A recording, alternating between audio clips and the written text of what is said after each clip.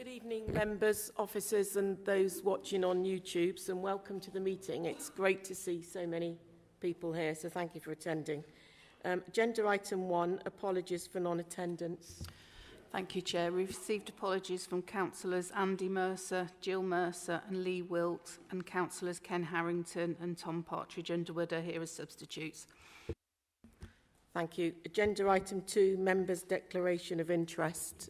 Are there any interests that haven't been declared? No.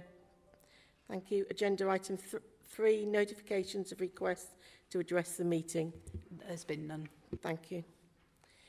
Item 4, minutes of the meeting held on 4th of April 2023, pages 5 to 8.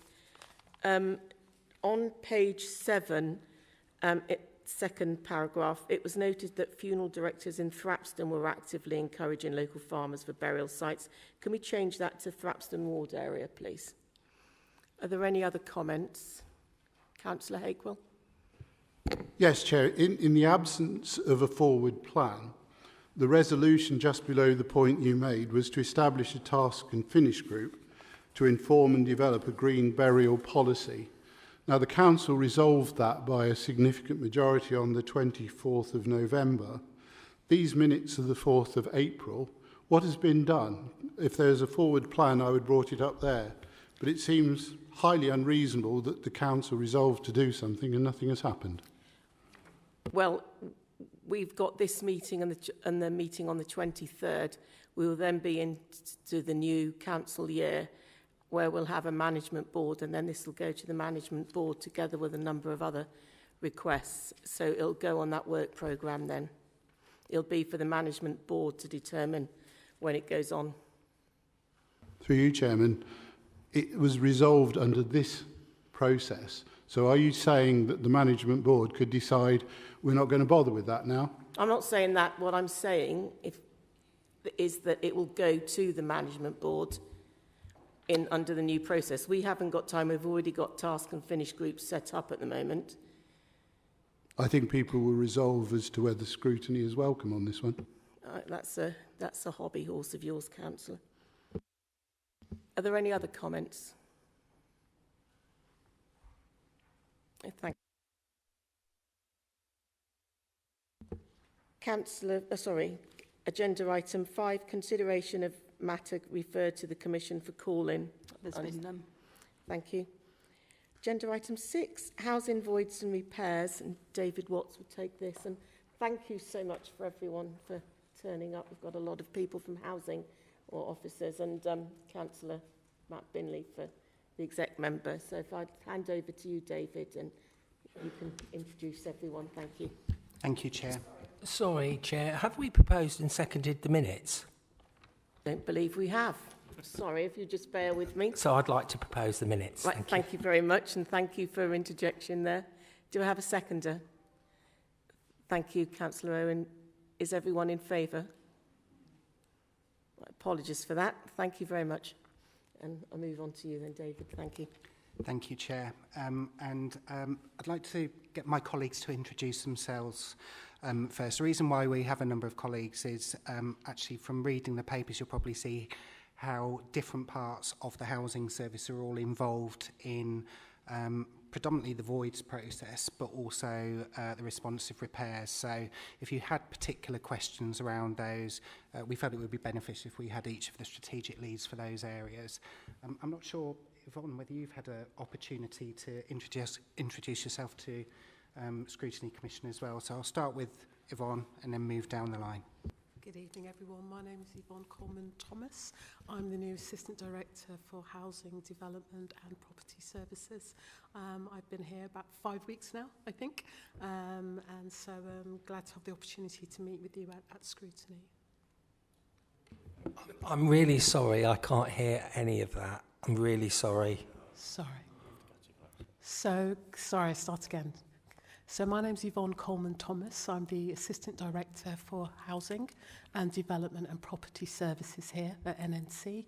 I've been here approximately 5 weeks now, and looking forward to meeting you with Scrutiny and answering any questions that you have and working with you in the future. Thank you. Thank you. Welcome. Hi, I'm Dan Hannam. I'm the strategic lead for Housing Property Services. So I'm responsible for the area which runs the council's repairs and maintenance service of its housing stock across the Corby and Kettering areas.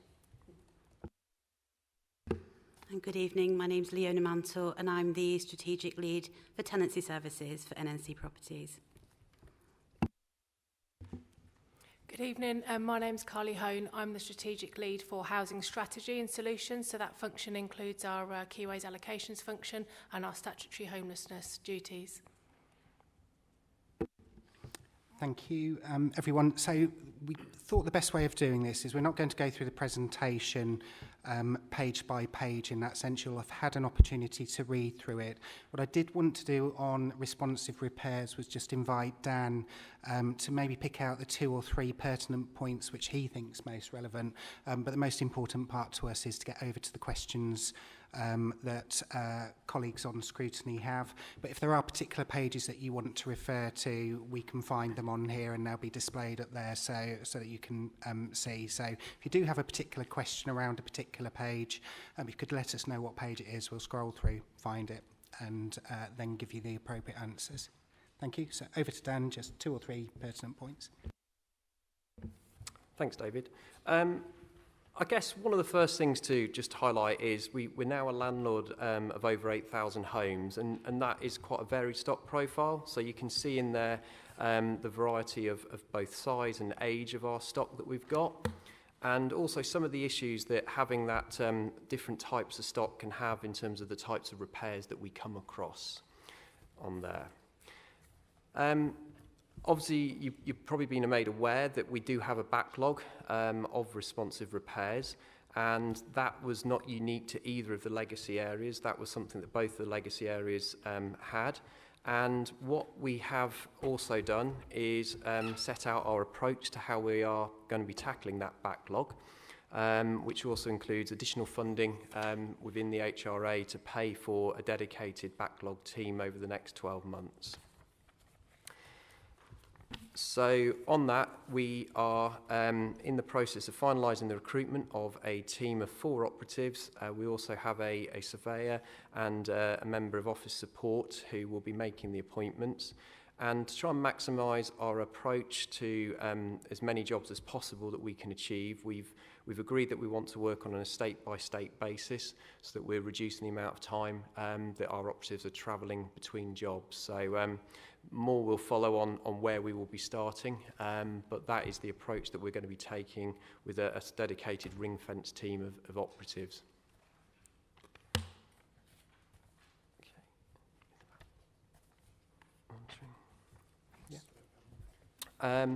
So the project's going to be monitored in a number of ways. So our new assistant director is part of the project group, which is now going to be starting to meet weekly from this month. That will give us the opportunity to obviously quickly resolve any issues that come up with regards to the delivery of the project. We have also got the progress being monitored and reported into the Adults Health Partnerships and Housing Transformation Board, the Tenants Advisory Panel, and also the Member Transformation Board. So there will be plenty of monitoring of our progress over the next 12 months on this project. Okay, so over to you, Chair. Thank you. So members will note the recommendations on page 4 under 3.1 to note and consider the information provided in appendices A to C. B, consider any areas that members wish to discuss, ask questions of and provide feedback to officers in the meeting in relation to information provided. And C, consider if any further progress updates should be added to the forward plan for the Scrutiny Commission. Thank you very much for the report. Very interesting, and what really struck me were the number of variables that can add up to make complicated and then add to the challenges that you need to undertake. So if I can open up the floor to any questions from members or comments. Councillor Deering. Yeah, thank you, Chair. Can I just confirm, and thank you for that, Dan, are we actually going on to the other pieces of this presentation as well, or is that it? And we've got to answer on anything else that's in here? We are going on. I don't know if you want to Yeah, so if we do the responsive repairs first, and then we will move on to the voids discussion. So again, I'll ask Dan and colleagues to do a little bit of introduction for the voids discussion as item 7, I think it was. Thank you. Councillor Ansley. Yes, you've employed 4 people to work, plus the surveyor, yeah? How long do you think it will be for you to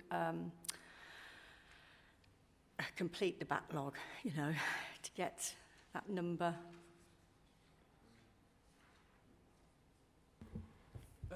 Through you, Chair. So we have got an idea of how many jobs we think we can achieve within the backlog that we've got. So we've estimated it to be a year.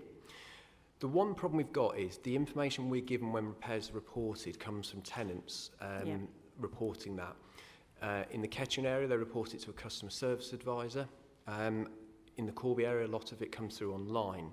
So unfortunately, until we get into the property, we're not always able to be 100% certain that what we have been told is necessarily what we're going there to repair. So relying on what we think it might be at the moment is where we hope with a team of 4 operatives over a 12-month period we will be in a good position. But until we start getting into properties and actually start seeing what we're dealing with, we're not going to tell, and that's where the monitoring is going to come in terms of how many jobs we're going to get through with the team that we've put in place. So just as a follow-on then, so the people you have currently employed not in the backlog team, they will, you hope, be able to manage any new jobs, and there won't be a new backlog accrued, I hope. So the plan is that we have a ring-fence team that are completely separate from everything else. We've also picked out the jobs. We've said it's jobs before the 1st of March that we're calling the backlog project. I think it was really important that we had to sort of come up with some way of sort of drawing that boundary around the backlog so that we could focus specifically on that. In answer to your question, we need to see, but we hope that the backlog won't come back. But we need to monitor that as well as monitoring the reduction of the backlog. At the moment, obviously, we still feel we're sort of dealing with some of the effects of COVID, hence the backlog, but that's what we want to monitor and see, have we got sufficient resources to make sure we don't get a backlog back again. Yeah, because I mean, obviously it was COVID as well as legacy, I would imagine, that's caused the backlog. It would be a combination of both COVID and legacy, yeah? You know, the legacy numbers that would have been from the old boroughs. So yeah, we'll have to see how it goes, and I shall be monitoring it. David, did you want to come in there? Yeah, so thank you through you, Chair, and thank you, Councillor Ansley. So I think just a couple of points to add to what Dan has mentioned there. I think the early monitoring of this project will be really important. It will give us a much better idea of the volume that we are getting through, the sorts of things which are coming out of those repairs as well. We've also been very clear that this team will deal with the existing repairs that were logged. If the team go in and there is a new repair that they haven't yet reported to us, that will not be picked up by this team. It has to come through. It can't be used as a way of circumventing our existing process as well. So this will deal with that backlog. What we have said is we may get a certain period of time in and then feel that actually that we would be in a position to employ additional operatives into that team. But there are recruitment challenges in that area, so we are competing with the independent sector who can pay higher rates of pay for trades of a similar type as well. So it's not as simple as just going out and saying, well, we need an extra 3 tradespeople. We are competing with an independent market there as well. Thank you. Councillor Hakewill. Thank you, Chairman, and thank you to the colleagues. It feels a bit like KBC. I'm not supposed to mention that, but certainly good to see the same team. Max Caller at the county said the important thing was doing the boring things well, and David will nod. There can be nothing much more boring than responding to a repair in a particular property, and it just makes me feel that we're not giving an excellent team the right resources or enough resources to do the job that you want to. And I think that's very disappointing, but that's a political decision for portfolio holder in terms of how you fund this. But the backlog is, when one said at the beginning, are we aware? Every day the phone rings and makes us as councillors aware of different issues which get escalated to us, or at least put across to us. So I think it's disappointing that we are not properly funding this team to get the job done, and if we have to go into the market to be able to do that. Responsive repairs, one of the things that I'd specifically like to ask is, in the rural areas, we have a lot of properties with oil-fired boilers and heating. And I wanted to know, in terms of that backlog, one of the problems is that they are so old, and I've had 1 or 2 experiences which you've worked on, that we can't get spare parts for them. So are there issues there with outdated and systems that cannot get spare parts? How are we approaching that? And clearly, if a house doesn't have a decent boiler for hot water and heating, it presumably could be a void.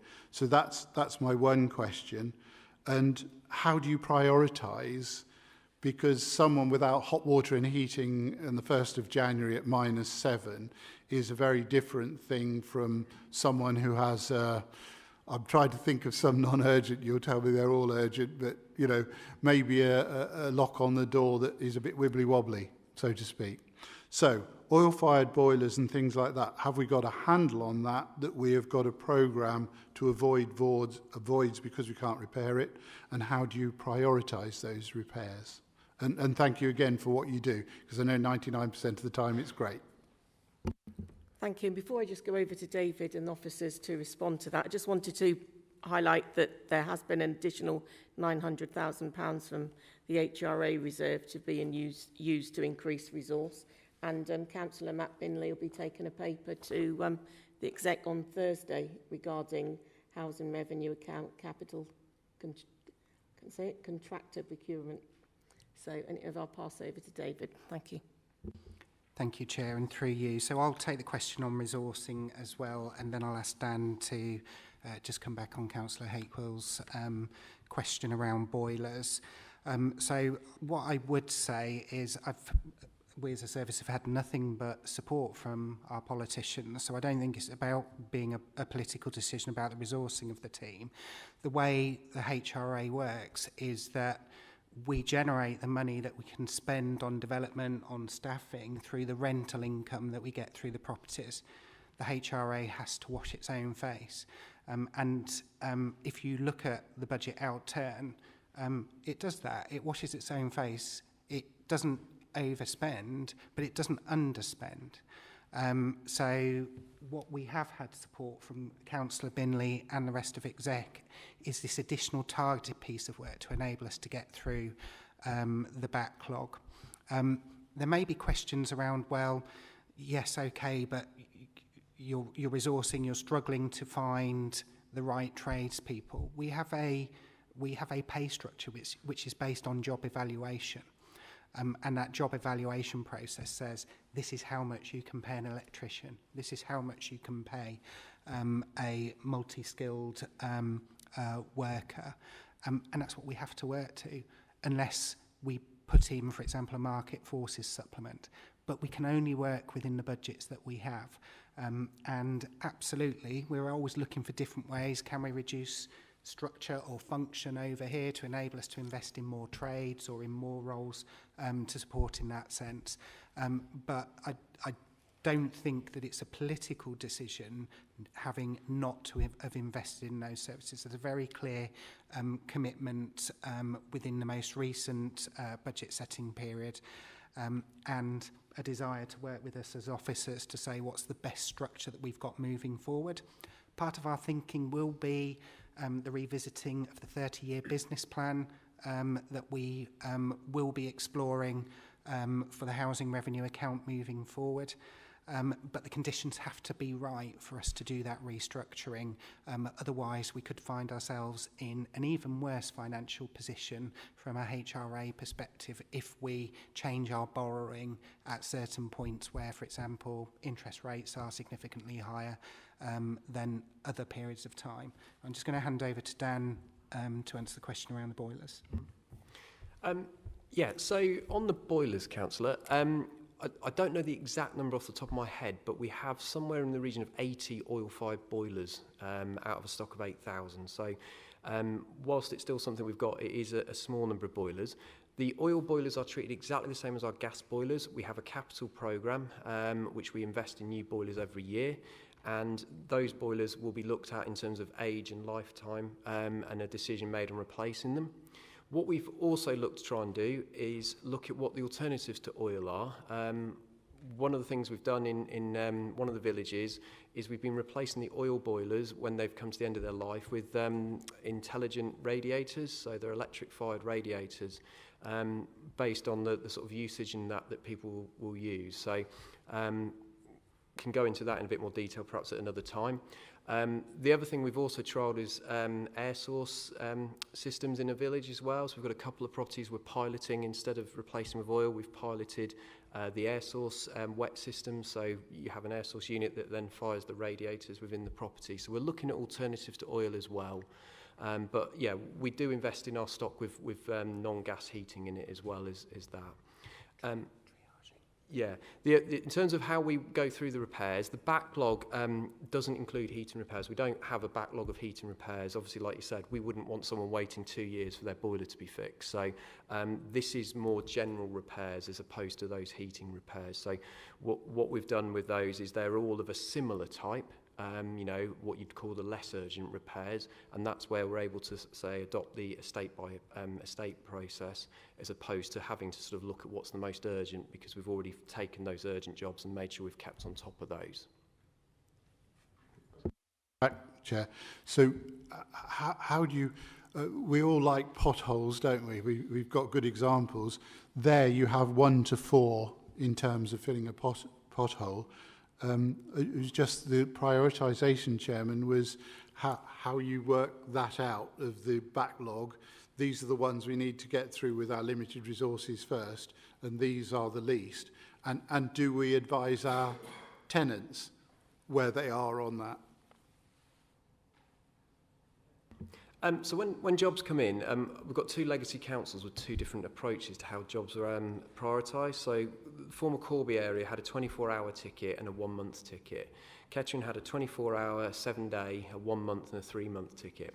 So the 24-hour tickets are dealt with as they come in within the sort of 24-hour period. 7-day tickets at Kettering as well, with the similar ones. So these are the 1-month target ones that we're talking about, or the ones that are the 3-month if we've got them in Kettering as well. So they're that longer target time. And like I said, within that, it's hard to then sort of subcategorise because we've already made that decision that it's not an emergency repair. So they're all classed as what we would call a standard responsive repair. Thank you, Dan. Thank you, Chairman. Thank you, David. And just to give you an idea, Councillor, on sort of those month-type priorities, so when I've been out with the trades, the sorts of examples where we've been fixing as part of that might be a loose hinge on a kitchen cupboard, or replace a trickle vent that's maybe got a little bit jammed on a window. So lower priority in that sense, but and you know, important to the tenant, we recognise that, but we're clearly prioritising things which could have a more significant impact on people's lives, or be more of a risk to them if we didn't attend to that work earlier. Thank you. Councillor Binley. Yeah, thank you. And through you, Chair, with regards to Councillor Hakewell and the political aspiration to get this sorted out, I would say that that's absolutely not the case here. What officers have made absolutely clear in this report is this is something that came over from the legacy councils, the backlog caused by COVID. We've inherited that and it's continued. And if I look at this from a perspective in my previous employment, once you fall behind, unless you flood something with resources, or you are already way over-resourced in that area, you are not going to catch up. And that's exactly what we had here. The team had the resources from the legacy councils to address the repairs that they had got coming in, but they did not have the resources to be able to tackle the backlog as a result of not being able to go into properties. So it was a very difficult situation for them. And of course, the other matter is, Councillor Hakewell, of course, is budgets. Once the budget is set, the budget is there, unless we wanted to go and start overspending, which is not something that we want to do within the HRA, especially as a ring-fenced budget. Our officers are very diligent in this area and have a very close eye and a very close handle on that. And that's why, when I took over this role in June last year, partway through the financial year, it was one of the first things that I asked officers to look at, was to address the backlog of responsive repairs that we had. And that is why we have come forward with an ambitious plan to take money from reserves to address the backlog of repairs. So really, this is the opportunity that the team have now got to be able to do that. And as I say, we've shown that we do have the political will to do it, and we have supported officers in doing this with that budget. Thank you, Chair. Thank you, Councillor Binley. Chair, just a follow-up question to Councillor Binley, which was, from the increase in rents, what were they fixed at this year, and who decided that they would be fixed? Councillor Binley, would you like to answer that now? 7% and the government. Thank you. That sounds political. Thank you. Councillor Irwin, would you like to... You had your answer. It was a while ago now, so... Thank you. I think this is excellent. Thank you for the presentation, which I looked through earlier. Very interesting to see the differences between the 4 types of houses. Never really thought about it that way. My question is really about efficiency. It seems that efficiency has been considered here. You've talked about a shed or something in Corby. I might have quite misunderstood that, but a new base or something in Corby. You've got a good-sized team, 4 people plus 2 sort of admin for that team. And although there's these absolutely thousands of repairs outstanding, I think with this you'll be on track to complete it. I think it's absolutely excellent use of our funds. I was interested to read about that you're going to call people first to ask, is that repair still needed? You know, is the hinge still unhinged, or has in fact the door fallen off since? All of these things obviously will be very useful to know. And you've got a red card and yellow card system, which amused me slightly. So if they're not in the first time, it's a yellow card. Not in the second time, it's a red card, and they'll have to apply again for the repair, which seems reasonable. I'm just wondering, if you are getting a lot of people not in, are you able to ring other people on the day and say, we're in your area, can we come and do that job? Or will your team be tasked with, we want you to do these 8 houses today, and that's that? Through you, Chair. Yeah. So the carding is there very much as a way of trying to reiterate, we came out and unfortunately you weren't in. Now, I've talked to the team. We'd see it almost as a failure of not getting into someone's property, but we want to make sure we get into as many properties as we can, and we don't keep going back to the same property where we've made an appointment we don't get in.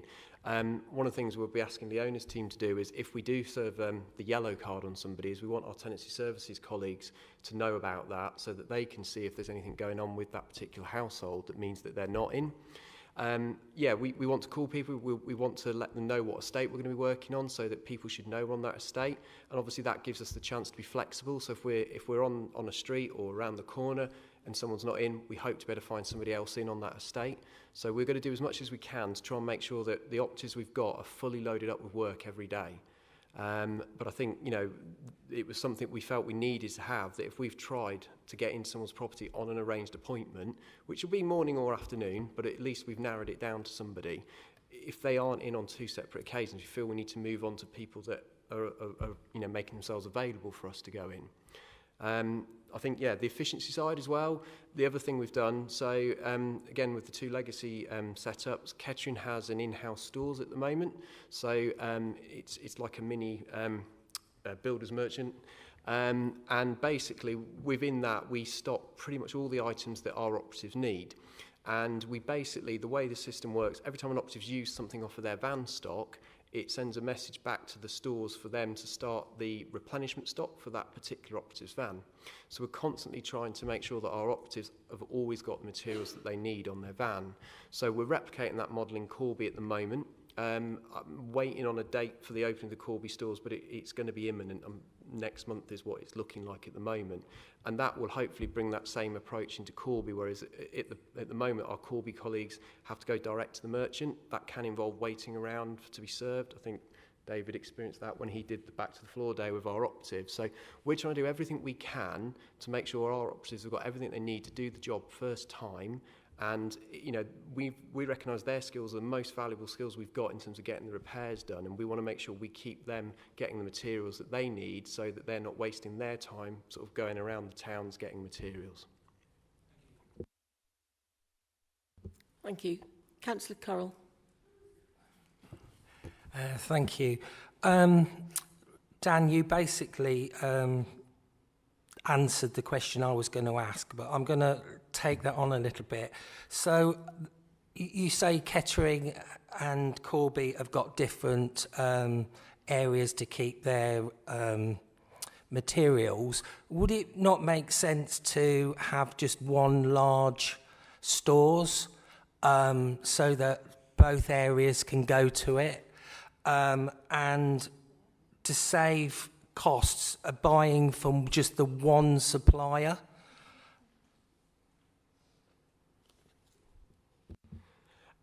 So in terms of the buying from the supplier, we've just recently procured new contracts. So the suppliers are the same for both of the stores. So NNC has got a supply contract now for general building materials, plumbing and heating materials, electric materials with different suppliers for those.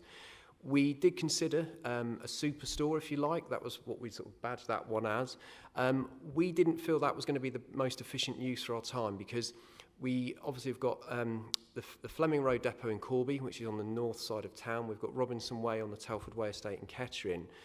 It felt that wherever we were, one set of operatives were going to be further away from that store. So by keeping the two depots that we've got, and therefore the two stores that we're able to have, we felt that we were trying to make sure that each town had a local presence for our operatives to be able to get to the stores. So it was considered, but not something we felt was the most efficient way of operating.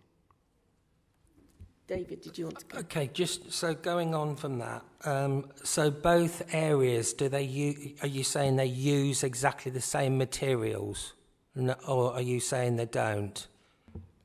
Obviously, it depends on the properties as to what the materials are, but those materials all come from the same suppliers. So we go to one supplier, and those deliveries go to either our Fleming Road depot or our Robinson Way depot, and the operatives collect for where they need to be working. David, thank you. Come in. Yeah, again, it was that bit around trying to make sure that, I mean, our operatives start at 8 o'clock in the morning. Yeah, 8:30 in the morning. If they're going to pick up their stocks at the start of their shift, it's school traffic. So it's about trying to minimise that movement as much as possible and get people into houses as soon as we possibly can within the day. I didn't know whether there might be further questions around, well, morning and afternoon. We tend to do that because we don't know how long a job will take until we get in through the door. So giving much more of a focused time it proves problematic and generates more complaints than saying, actually, can you be in the afternoon? I think it's probably industry standard and quite normal on other sort of delivery or repair type options as well.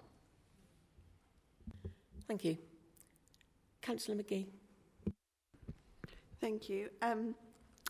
First of all, Thank you. This is actually really great. I mean, thank you also to all of your teams. I'm sure Val and I were just discussing before the meeting that being a housing officer, it must be a very thankless and quite stressful and daunting role particularly at the moment. So yeah, thank you for that. I mean, this does make the promises, and it's really great to see. Councillor Hakewell kind of took my question, based off the fact that, as you say, until you go into a property, you don't know what the challenges are. I'd just again like to sort of reiterate the fact that setting a budget, as you have a really great ambitious budget, if you don't know what the problems are until you go in, my question is just kind of what's the leeway on that? What's the likelihood on that? Does that mean in 12 months' time we could have to sort of dip into reserves again to get this job done? I mean, if you get the job done, you get the job done. But that was my question, although Councillor Hegel did kind of ask a similar one. I'm also going to make not such a subtle pledge that when you start to do this estates work, you kind of look at the areas that perhaps might be left behind and take them into consideration as the priority to start the work. As you all know, that's something that I not so subtly pledge regularly, so I'll leave you with that. But yeah, I mean, if this is pulled off, which I'm sure by the level of work and the level of thought and the brilliant work that's gone into it will be, it's a brilliant accomplishment, and it's something that I think as a council we can be really proud that we've done. So I look forward to the regular updates coming through and seeing a success in those, hopefully. So thank you. Thank you. I think we need to be fair across the board to all tenants, but I'll pass over to David. Thank you. Thank you. Yeah, I mean, certainly on the approach that we are taking is focusing on when we can have the biggest impact as quickly as possible. And that might be on the volume of cases where we think we can get through those quickly and positively impact on as many households as we possibly can in that sense.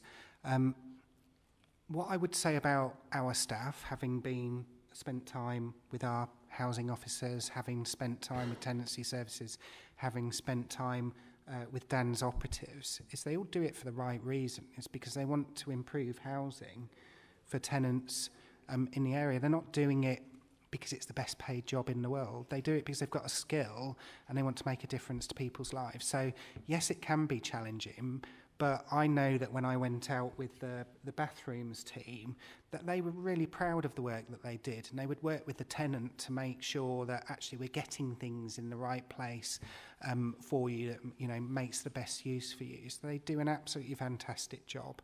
Yes, it can be thankless at times, and we generally hear when people are not happy about something. But what I do have to remind everyone is there's 8,000 properties there. And if you look at our complaints, they're relatively small for the volume of properties that we've got.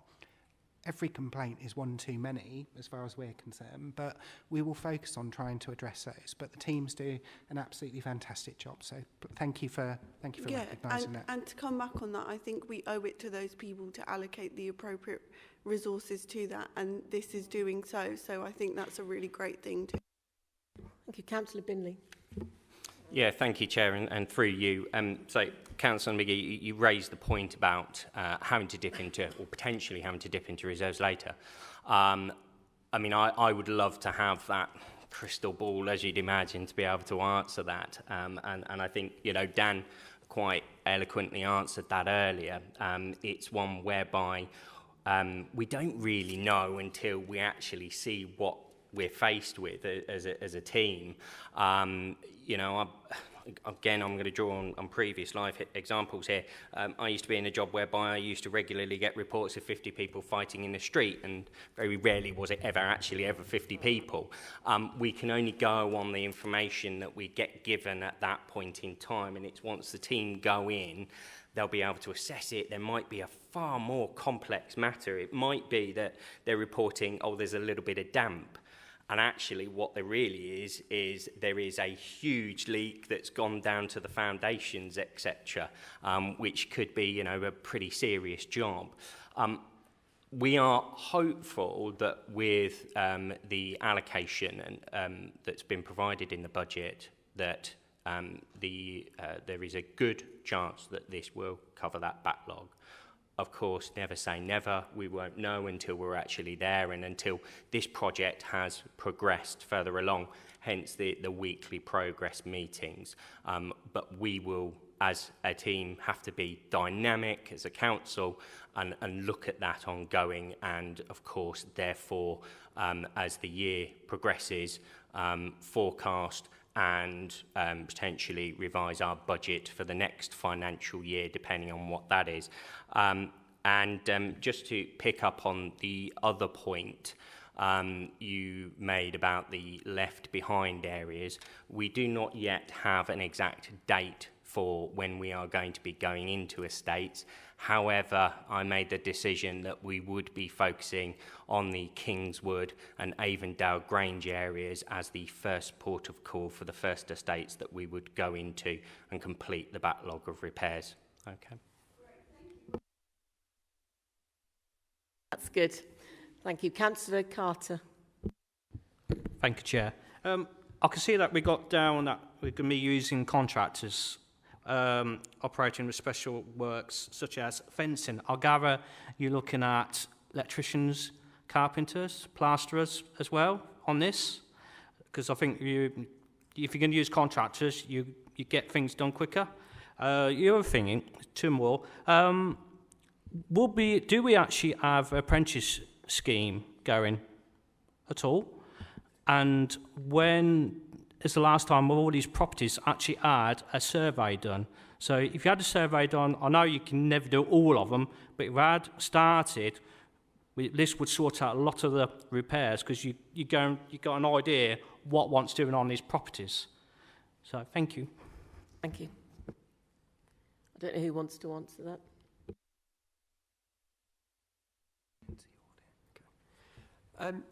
Okay, through you, Chair. So on what you're saying about surveying of the properties, it'll be varied. Some properties we survey because the tenants' information means that we need to go in and look. Some it's very straightforward and we don't need to go in and survey.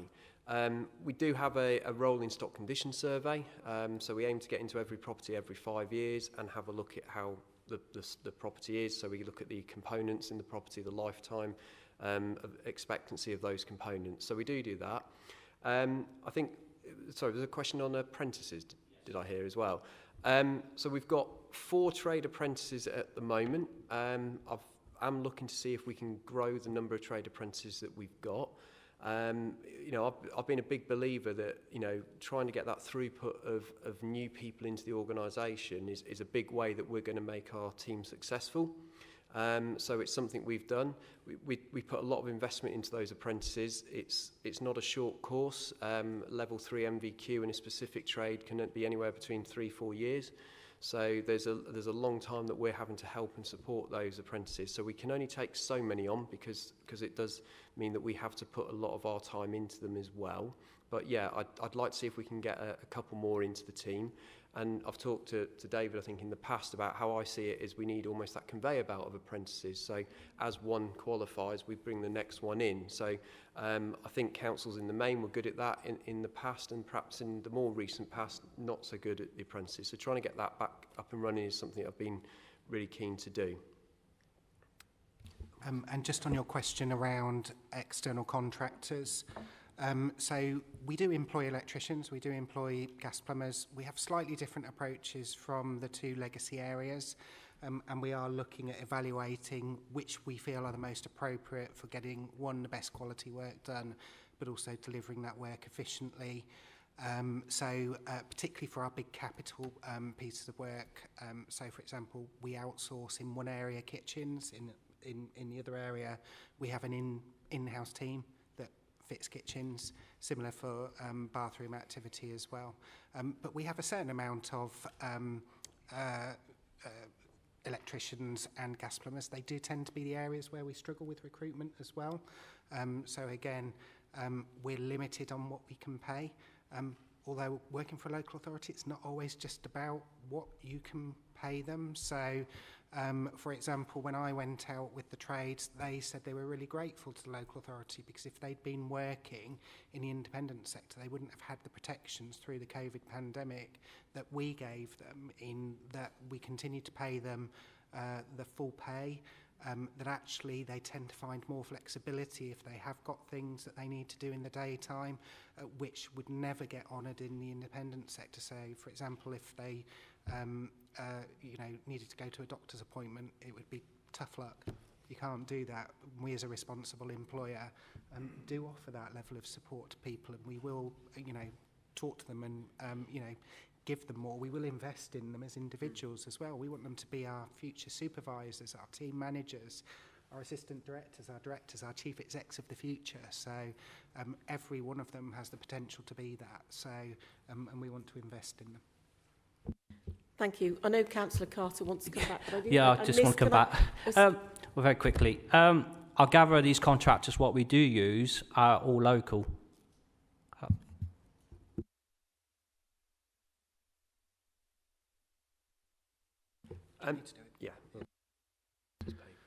So we have to go through external procurement, so it has to be a competitive programme, of which social value is an element of that.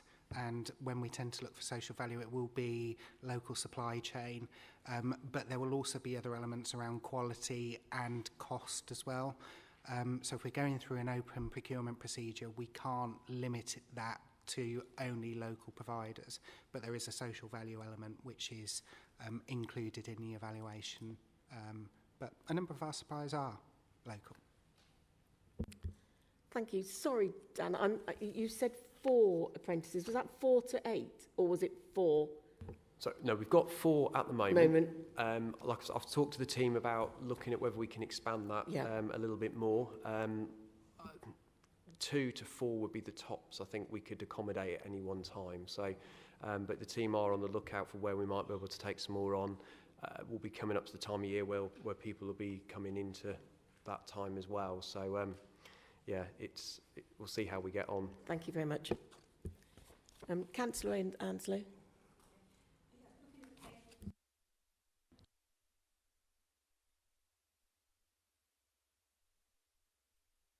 Ages of the houses. Now, we all know that the older houses, the more likely it's going to need to have some renovation or some sort of improvement.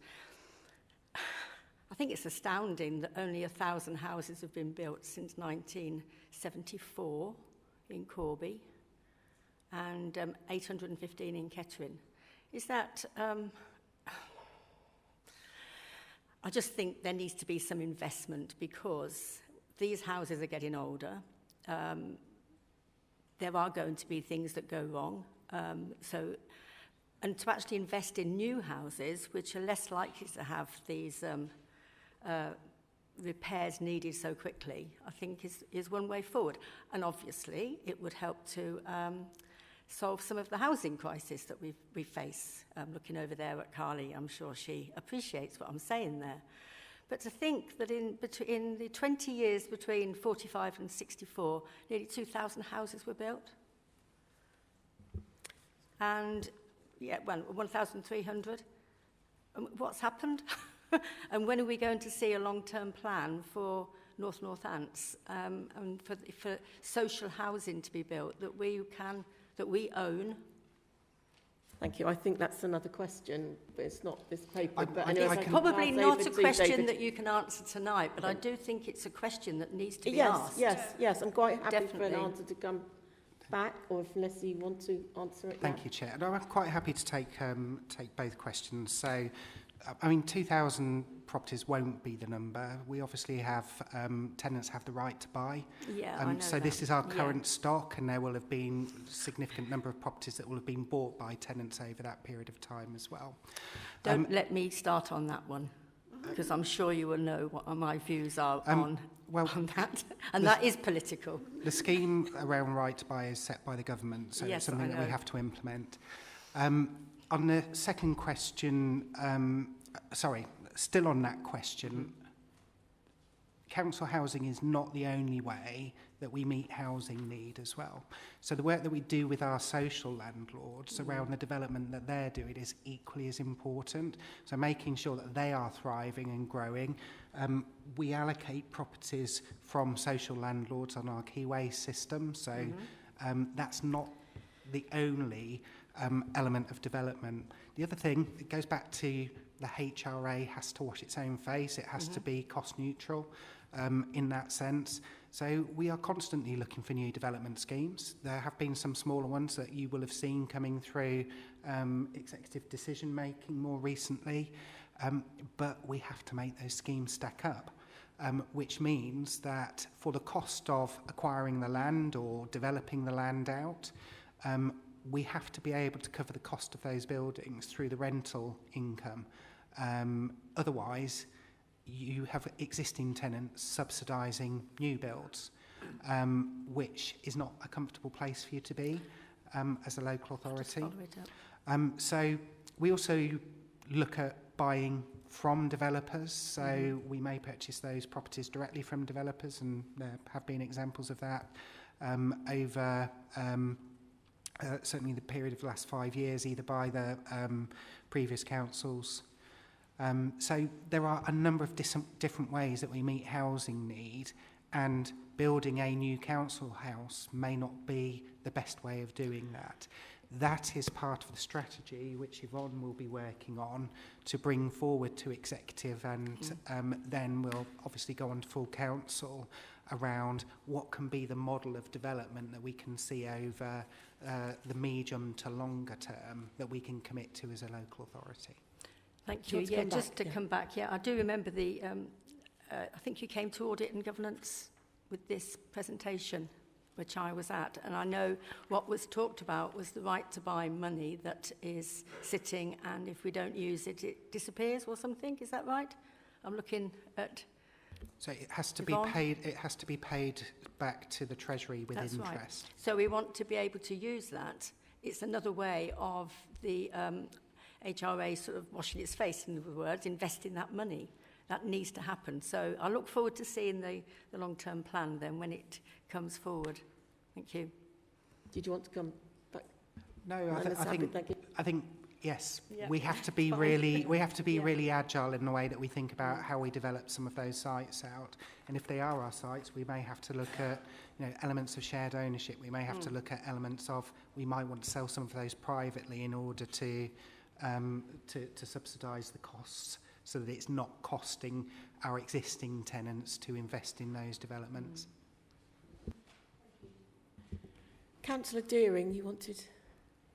Thank you, Chair. I think most of it's been answered, to be honest, but as it's responsive repairs, I thought I'd at least thank the team, the new team. I'd like to thank, obviously, Councillor Binley for what they're doing here, the focus in particular, and the new monies that have been given into doing this.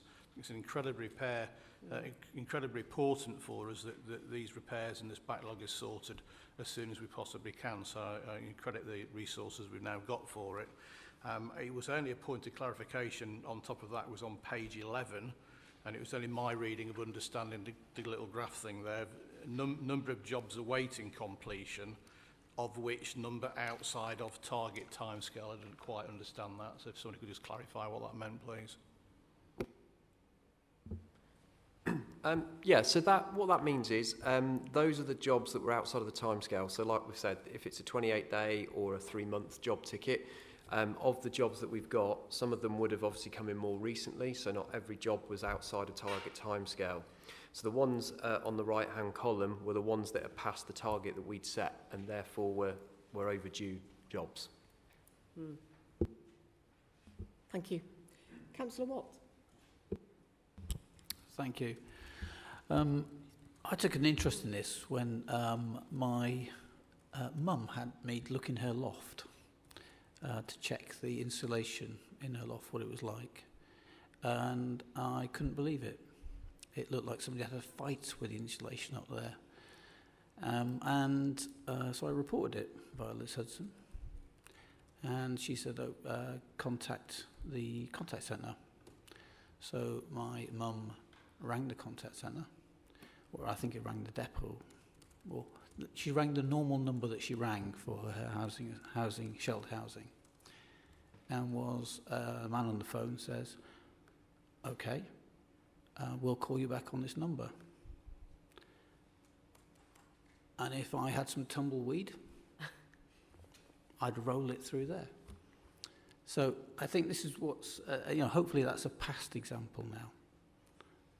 So my mum's still waiting for that phone call when they're going to come round and sort out the insulation in her loft. And to think that that was in February and we're now in May. And I take that kind of personal, that she's had to pay the extra cost of fuel through all that time. So I had a friend as well who contacted me. They were waiting for a bath panel for 2 years. And I'm interested in this thing about if the tenant is out, we'll leave a note. Well, she had 2 AM appointments and she was there. Well, she was there and she arranged for a friend to be there. And nobody turned up. But then when she came home in the afternoon, there was a note through the door saying, you weren't in. But there was somebody in. So I hopefully, things are going to change around that. Things are going to contact. You know, if your workman can't attend the AM appointment, they will make an attempt to contact and say, you know, could you stay in for us? So I got a load of people who emailed me about their issues. I said, has anybody got outstanding repairs? And the responses I got, things like, I have loads and been waiting for over 5 years. Can I just come in there? I mean, that's what we're talking about. I know. Backlog I know. I'm giving examples. Got damp in 2 bedrooms, supposed to be coming and painting the damp-proof paint. They keep cancelling at last minute. I moved into extremely defective property in October 2021. It's been freezing for the last 2 winters. My living window... Can I just stop you there? Can you ask if these are individual complaints? I'm just giving examples of what the responses I got. So I've been waiting to get a front door fixed since November 2021. The outside wall of my son's bedroom is wet to touch. Nearly 5 years waiting now. So 2 leaks to be repaired for about 4 months. So that's why it's important that we get a handle on this. So the next question is this. You say you do 1,300 responsive repairs a month. That's what you say. 1,300 is in your report per month. That's about 65 a day, is it? 20 days, 20 working days. So how many is on that team to do that? They're doing all those responsive repairs. Chairman. Did you want to come in? Yeah. Because I'm thinking that 5,300 jobs with 4 people is going to take you quite a while. And I don't think you've got all the jobs that you know. You know you haven't got all the jobs. Because... Can I ask David Watts to answer your first question? And if we've got individual complaints from our residents, I think we need to go to officers to be dealt with. This is the place to deal with. These have all been emailed in. But I'm just getting over what the tenants are feeling. A lady who's had outside insulation put on, and the gutter pipe in 2016, and the gutter pipe wasn't affixed to the wall, and has never been reaffixed to the wall. Councillor Watt, I think individual complaints need to be brought up. I'm giving an example of how bad it's been. Can you? I think officers are aware of the challenges that have been faced, and now we've heard, and in this report, how they're dealing with it. But if I can ask David Watts to come back and respond to you. Thank you, Chair. Thank you, Chair, for making that point. I was going to make a similar point myself. I don't think it's particularly fair to raise concerns that we've got no opportunity to reply to, because we don't know which concerns you're referring to, Councillor Watt. So it would be really helpful if we could have those through the process which is set out to manage those. I know that I've been out on a visit to a property where we have been told there's loads of damp, we've got water pouring through the ceiling, and when we've got there, that hasn't happened. So there are lots of things that will get reported either to the media, to councillors, that are not necessarily entirely indicative of what we find when we turn up at the property. So it would be helpful if that's not presented as being the predominant way that things are responded to. We respond to thousands of repairs every year, which are completed to a high level of satisfaction that our tenants are comfortable with. There will always be things that go wrong. Every system, that will be the case. There are some examples which you've put in there which would not be a high priority. Yes, a bath panel may be unsightly if it's broken, but that does not take precedent over something which is urgent to be fixed because it's of a safety risk to people. On the question around, do you think you will have sufficient resources, how big's the team?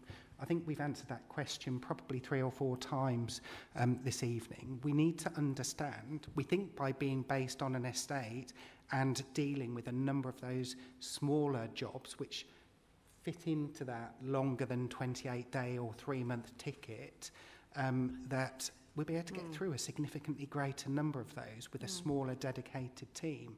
So a performance of our responsive team is not going to be indicative of the performance which can be achieved by a team which is dedicated to deal with those backlog cases. There will be a different sort of case in comparison to the things which we've given a 24-hour ticket or an urgent ticket or a 7-day ticket in that sense, which would be a much higher priority. So hopefully that provides you with a level of response around those. But with regards to particular cases, we would encourage tenants to come through our process. If they're unhappy with the response that they are getting, they should be raising those as complaints with our customer feedback team. And those will be investigated by our managers to ensure that we are dealing with them appropriately, or where we haven't, what the right of recourse will be for the tenant in managing that moving forward. Thank you. Now, I raised a colleague of mine had a new front door because she had a single glazed wooden door. Councillor Watt, and she'd been... No, I'm giving an example. I'm giving an example. So I raised this with the housing team. How many single glazed wooden doors do we have in our stock? And the answer is we don't know. So fortunately, the lady did get her door replaced. And the thing was, ask you what the question is? This is an individual case. Chair, I'm getting to it. Now the point is this. Well, I obviously have. Liz Hudson replied that this lady had never contacted them about a door. She moved out. And this lady says, I don't know where she's getting that from. I have rang every year about my front door because it was cold and it was damp.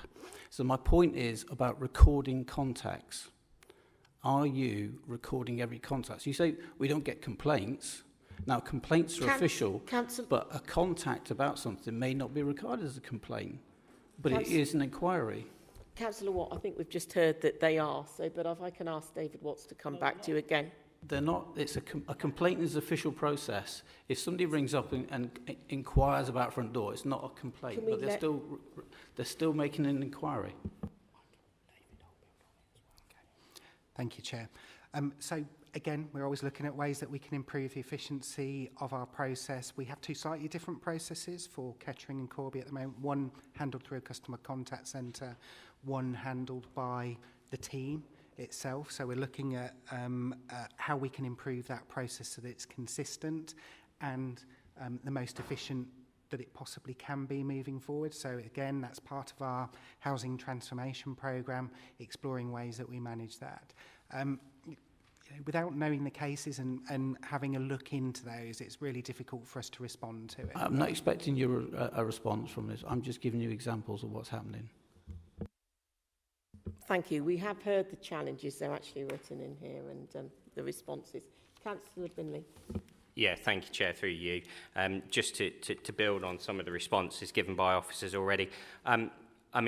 Councillor Watt, I'm aware of the previous concerns that you've raised, and we have actually discussed these on a one-to-one basis with Yvonne's predecessor. So I know that we've gone through that. I think the point here is being perfectly open, which we have done with members, is yes, there is a challenge with the service, and absolutely We are not here denying that. We're not here pretending that there's nothing wrong. Actually, what we're here with is the fact that we've gone through executive, we've gone through full council, we've had the budget approved by all elected members to deal with this issue of backlog of repairs.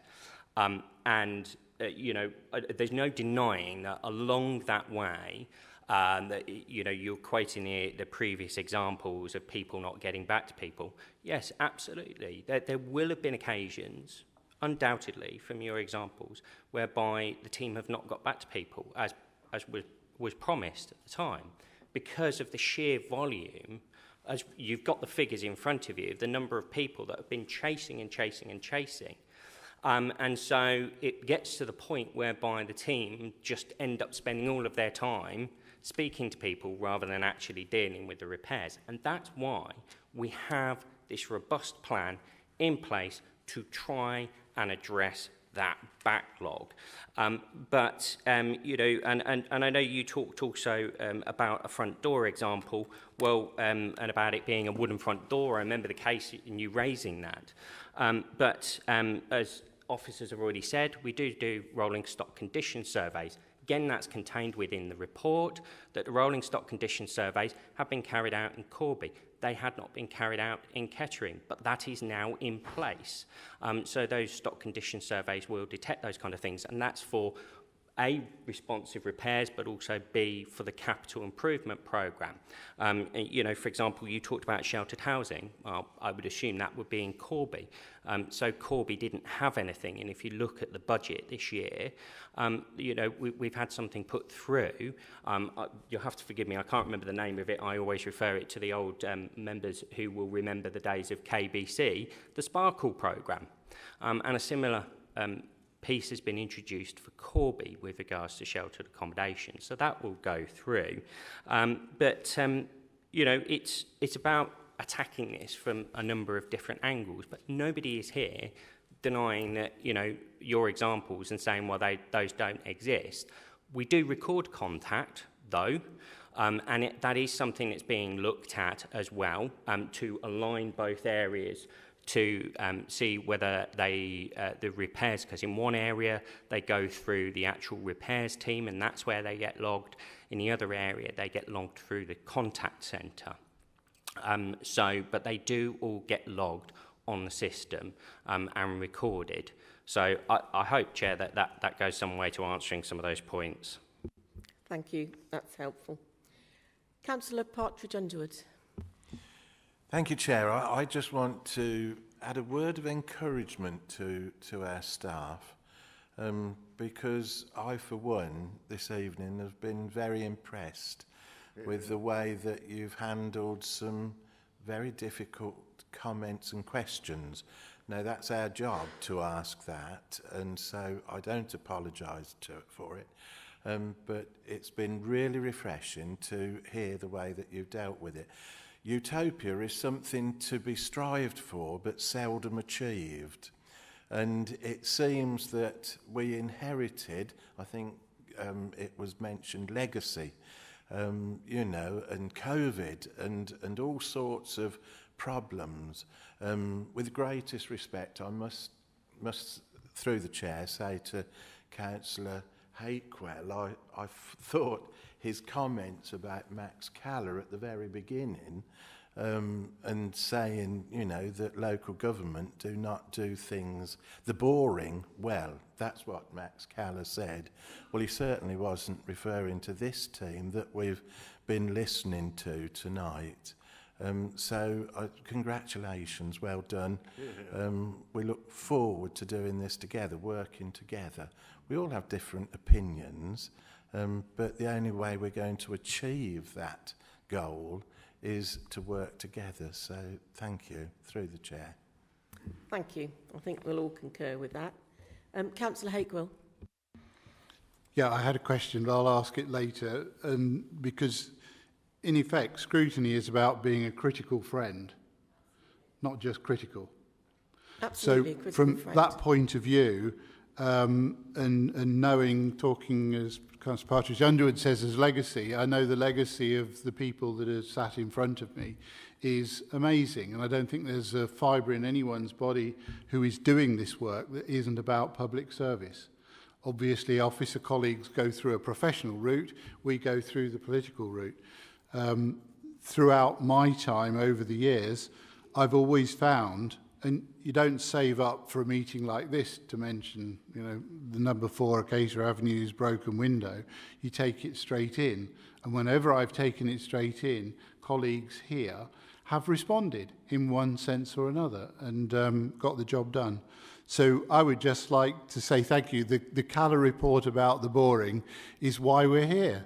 It's pretty boring having to go and do all those repairs, but doing it well is important. So I would just like to make my thanks, because whenever I've come forward with a resident who has an issue with that, either it's been done or I've been told this is where you are in the queue. So thank you, colleagues. Thank you. You don't have another question, Councillor Hakewell. That was it. I have lots of questions, but I think after the recent I will defer. Okay, the question was about the stores and what the cost of establishing the store and stocking it was, but I'll ask afterwards. I don't think it's for tonight. Thank you. And lastly, we've got Councillor Currell. Thank you. Because of the age of all the houses, is there an asbestos data for the houses? Is there a policy? Is asbestos an issue with any of our council houses? Through you, Chair. We do have an asbestos register, and a lot of our properties do have some degree of asbestos in. Textured ceilings are quite a common occurrence, so how we have to manage or work with that asbestos varies depending on the type and where it is as well. So it is something that we have to manage in our day-to-day work. Thank you. Councillor Currell, did you want to come back? No, that basically answers my question. Thank you. I assume there is somebody who's a specialist in asbestos, is there, within the group? It's just it's not mentioned in this report at all. So having looked at the ages of the properties, it was something that, you know, I just thought, oh, asbestos, because, you know, it's something that's not a nice thing to come across. And so the apprentices, etc., are they people who also understand asbestos, etc.?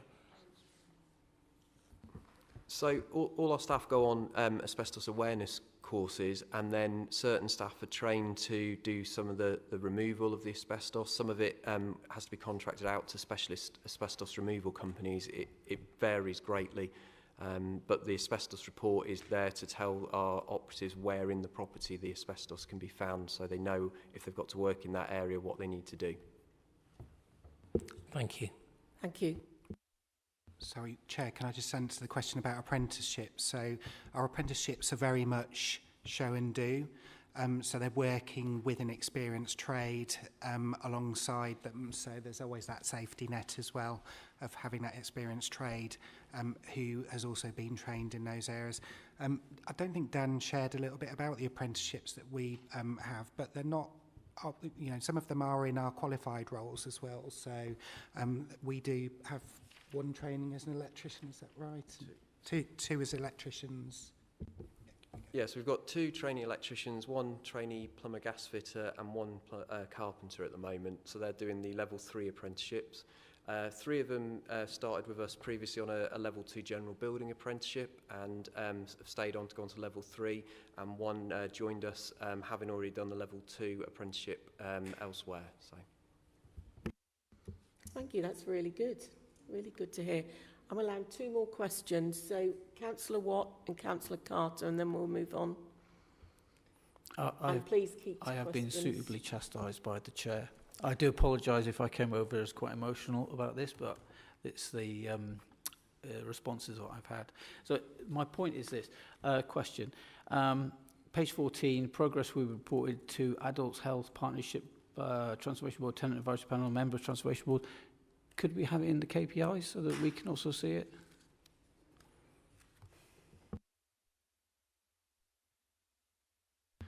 I mean, we're always reviewing our KPIs that get reported to scrutiny on a regular basis. So I think what we want to do is establish the KPIs for the backlog work, understand that they're working and telling us what we need to know to give us the assurance. And at that point, we will discuss with Councillor Binley about the appropriateness of whether that's suitable for public consumption. Some of them may not be, but I think the majority of them probably would be. So, but we're more than happy to address our performance privately as councillors. Sorry? Could we have them privately as councillors if they're not public? I think, like I say, we want to get the KPIs working. We want to make sure we've got the right ones, reporting on things before we know whether they're telling us that we're achieving what we need to, or whether we've got challenges around that. So we will work with Tom and his team as well to make sure that they're appropriate, that we've got clear ways of monitoring them, and then they would get built into our performance indicator report as we see the appropriate time to do that. It may be that for a targeted year's activity that we do provide it more on a maybe quarterly basis. This is the achievement that we've got with it, because we've got the internal systems around Member Transformation Board and our Adults Health Partnerships and Housing Transformation Board to monitor those KPIs. Tom would like to come in, Head of Performance, and I can't, my eyesight's not that good. Performance, Intelligence and Partnerships, Chair. Thank you. Yes, I just wanted to add to David's point that in the new performance framework that's being introduced for next year, then there's a process for amending and adjusting KPIs, which is important that we follow in order to make sure that we've got robust and good governance around the KPIs we've chosen. Thank you. Councillor Carter. So this will be really quick. Basically, how many properties have we got with concrete which is failing? Because some of the schools at the moment are under being looked at. So have we actually got any properties? We couldn't tell you off the, at this moment in time. And as we say, we've got stock condition surveys around our Corby properties, but we're starting that process around our Kettering properties. So it's not possible to say. I don't think we have that many of non-standard concrete construction, but yeah, I mean, we can have a look and see if there's any information we can provide around it. But it's not something which has been brought forward as a particular issue around a particular build type that we've got. So we tend to think about the different sorts of property styles that we've got within our stock, but if Dan can find any more information on that, then we'll provide it outside of this meeting. Thank you. And I'd really like to thank you all for coming along. It's been a really good discussion, I think. It's a very comprehensive report. I found it really interesting to read. And the variables that are there, that are shown, really make it clear, you know, where the challenges come from. But it really does look as if a lot of hard work's been undertaken to address those challenges. It would be good, I think, for a further progress update to come back to scrutiny. Right. Yes, yeah. But it would be good to have an update on certainly the repairs and I guess the voids after we've done that as well. But that's been really, really interesting. So if we go to the voids, sorry, I was getting carried away. Thank you, Chair. So we'll take a similar approach. Again, most of the void turnaround activity happens in Dan's area, but there are contributions from Leona's and Carly's areas, particularly around allocation of voids or managing void activity with our tenants as well. So if there is anything that they feel that they want to offer in, we'll just get them to do that throughout the process as well. I'm going to hand over to Dan again just to pull out some key pertinent points, probably setting out a little bit about the differences between major and minor voids and some of the opportunities that we take when a property is voided. Okay. Thank you. So, as David says, the first thing to say about how we categorise voids in terms of the repairs work is whether or not they are a standard void or a major void. The difference basically is whether or not there are key components of the property that need to be replaced. So the likes of the wiring of the property, the kitchen, the bathroom, things along those lines would make it a major void, as opposed to a standard void where we are effectively doing the responsive repairs, I guess you would say, that need to be done on it, as opposed to doing those sort of capital improvements to the property. One of the things that we were asked to do this year was to bring in a void performance target for the standard voids. So that is something that Leona and Carly and myself have worked together to set, because, as David says, we're talking about the key into the key out process, of which my team have a role to play in that, but we aren't the only contributing factor in how long it takes to get a property let. So you'll see in the report we've looked at what the sort of industry standard is for a sort of similar size local authority with a DLO, direct labour organisation, and we've pitched our target for a standard voids around that figure there, so around 56 days is what we're aiming to turn around a standard void in on that one there. The types of work that we do, you've probably had a chance to look at the lettable standard, which was adopted last year by North Northampton. So that means that voids going back in any town, if it's one of our properties, should be going back with the same work being done on them. So that document is in there for you to see. Some of the key things that we come across when we get a void back, the number of items that can be left in a property by the outgoing tenant. Obviously, before we can start the work, we've got to clear those items and dispose of them. DIY that's been done by the tenants, not always to a good standard. We obviously have to make an assessment of whether or not it is safe and suitable to leave for the next tenant, or whether we need to remove or replace that. Meter debts, until we've got power and we've got gas at the property, we aren't able to test those parts of the system. So one of the things we have, especially with the card meters, is being able to be in a position where we can clear those debts so that we can actually get on with testing the systems that are there. And that is a harder job, especially when we went through the energy crisis last autumn, trying to find new suppliers to take on that supply and either zero the meter or put a new meter in was not an easy thing to do. Gardens, obviously some of our older properties particularly had substantial gardens. We can inherit multiple sheds that aren't in the best of conditions. We can inherit gardens that are quite overgrown. Obviously we can't expect the incoming tenant to have to deal with those, so we have to take those on there as well. A little bit there around some of the works we've done major void. We see that as an opportunity.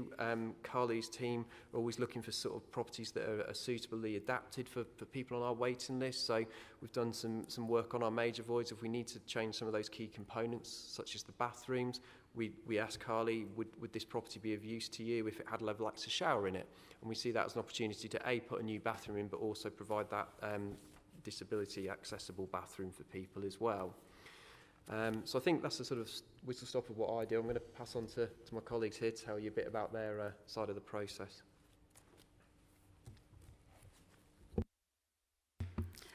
Thank you, Chair. From a tenancy perspective, one of the main priorities that we have within the void process is to actually sustain tenancies. So obviously maintain void levels at a manageable and acceptable level. And also to ensure that we're visiting our existing tenants within a reasonable period of time. That reasonable period of time we did struggle with through COVID and afterwards, but it's about making sure that we have periodic visits to our tenants so that we can check on condition of property as well as welfare of tenants and people's ability to cope and sustain tenancies.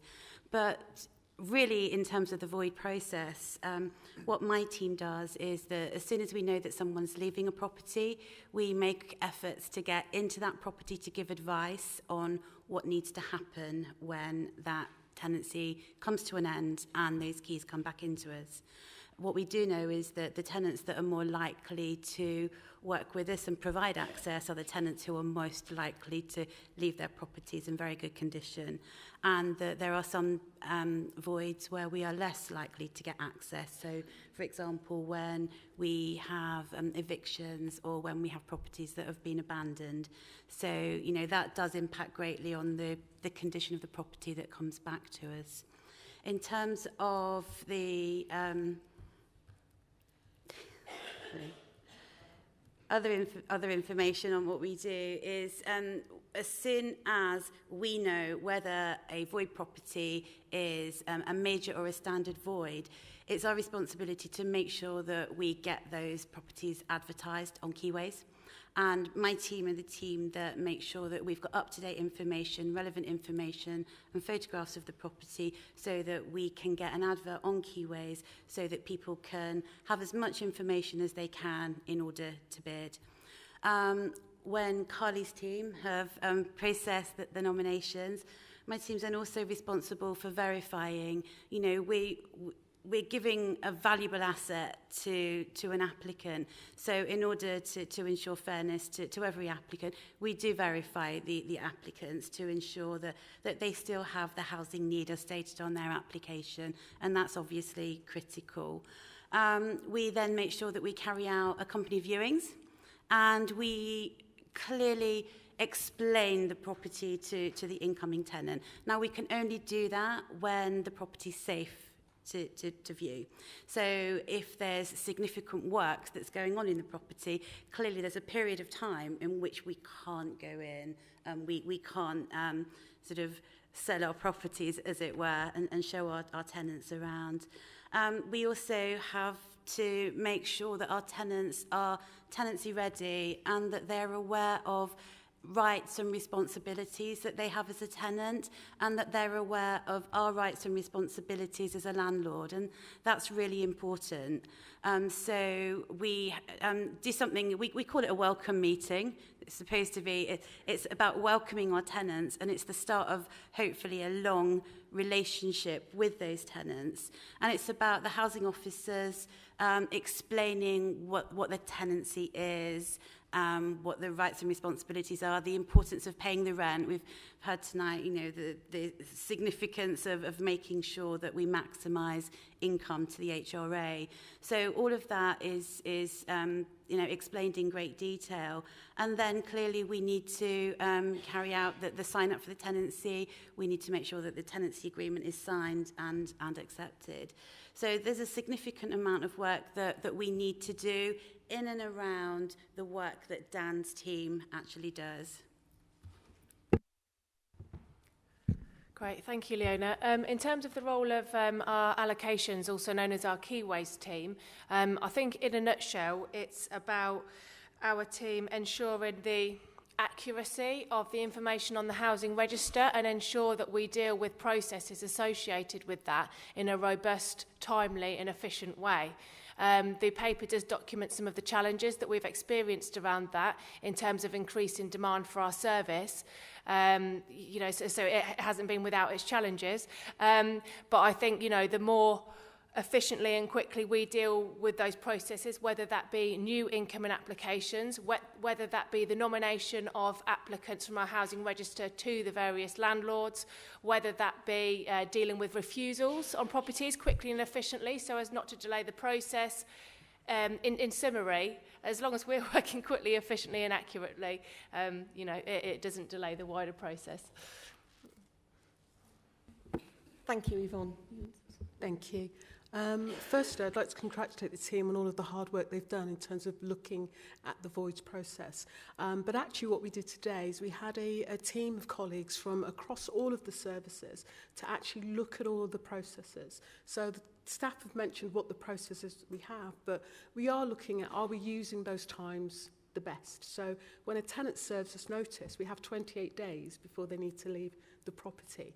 So are we contacting that tenant quickly enough to say thank you for your notice so that Leona's team can get in there and start having that conversation around, you know, are you able to move this item? Do you need any additional help and support? Are you aware that there perhaps arrears on your rent account is there a way that we can work with you to pay those? Particularly when tenants are transferring between our properties and making sure that we're allocating the right property to the right person based on their needs. So we also looked at things around keyways. So for example, we don't have floor maps or plans on the actual offer, and those are all the sort of things that when you're buying your own property, you're able to sort of say, well, my sofa would fit there, I can do that, I can live in the house in this certain way. And also looking at how, you know, in terms of how we transfer people between different properties and how we allocate and how we use that time. So we did a process mapping in terms of what could we do that's more efficient. Most importantly, what could we do that makes the transition of a tenant taking on a property the most effective that it can be in terms of sustaining that tenancy? Because we are getting some properties back that actually are in a poor condition. And what's our role in terms of supporting that resident through the lifetime of their occupancy with us to make sure that that property is well? We also need to give people time. So our allocations process at the minute can sometimes be a bit of a rush. You can be nominated, do your viewing, and then immediately have to take on your property. And we do want to do that. But we want to notify people in much more time that this property is yours and that you have a period of time during the voids work to get yourself prepared, whether that's someone needs to look after your children, whether you need to book the van, whether you need to take that time off. So that process mapping has already started. As I say, we did that today. And from that, there will be a number of workshops that filter out to see how effectively we can make this process, A, to limit the voids time, but to make that transition and, importantly, that new home for our residents the best that they can be. And part of that will also be how we visit afterwards. So we want to have a settling in visit with our residents after they've moved in, just to check that everything's gone okay. Do they have any queries? Is there anything they're not sure about? What's going on in the local community? So that work has started. And we viewed this in terms of coming to you with scrutiny and talking to our residents on the residents panel and having those processes as a way that we can inform the service. I've worked for many large London local authorities, and the stock base that you have is very, very different to what a lot of the London local authorities have. So in terms of understanding your stock base and all of the work that takes, and some of our voids, you know, as we mentioned earlier, you can't get some of the roof tiles, you can't get some of the equipment. They are specialist contractors, and all this can take time. So I just wanted to reassure you that we are looking at that process, and that will filter through, and we will keep coming back for you for your critical friend and your advice, but most importantly speaking to our residents and improving the process that we have, so we can improve the process and the type of properties and the standard of properties that we deliver to our residents within their homes. Thank you. It was really good to hear the work that's going on with our residents and tenants, particularly in supporting sustained tenancies and help that's offered when a tenant is vacating a property, and obviously welcoming people to their new homes, because that's very important. I've got a couple of questions. One was how obviously older and disabled residents would find a garden, or may find a garden, difficult to upkeep, and they may have been residents for a long time and the garden then becomes difficult. Is there any work that we do to help during that time when they are still tenants and maybe in a house or gardens not manageable to them at that purpose, but before they actually ever move out of leave a tenancy, that there's support there? And looking at page, I think it's 37, and there was a slide up there, the challenges faced by the voids repair team. Obviously, clearly, sometimes there's huge challenges. And I wondered where,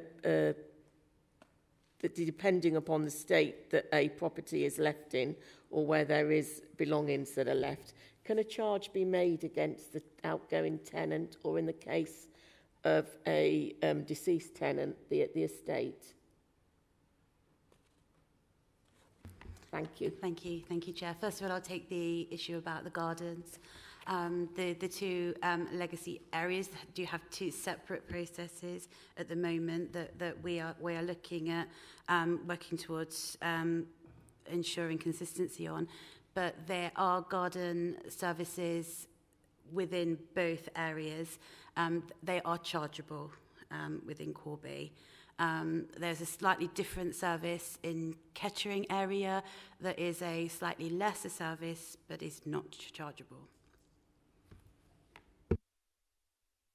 And I'll take the subsequent question.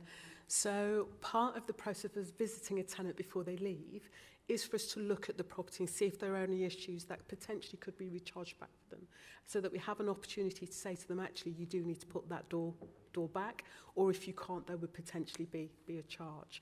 Obviously, that also works on the basis that we understand where they're going after they leave us. We don't always have that information as to where to perhaps track or contact a tenant.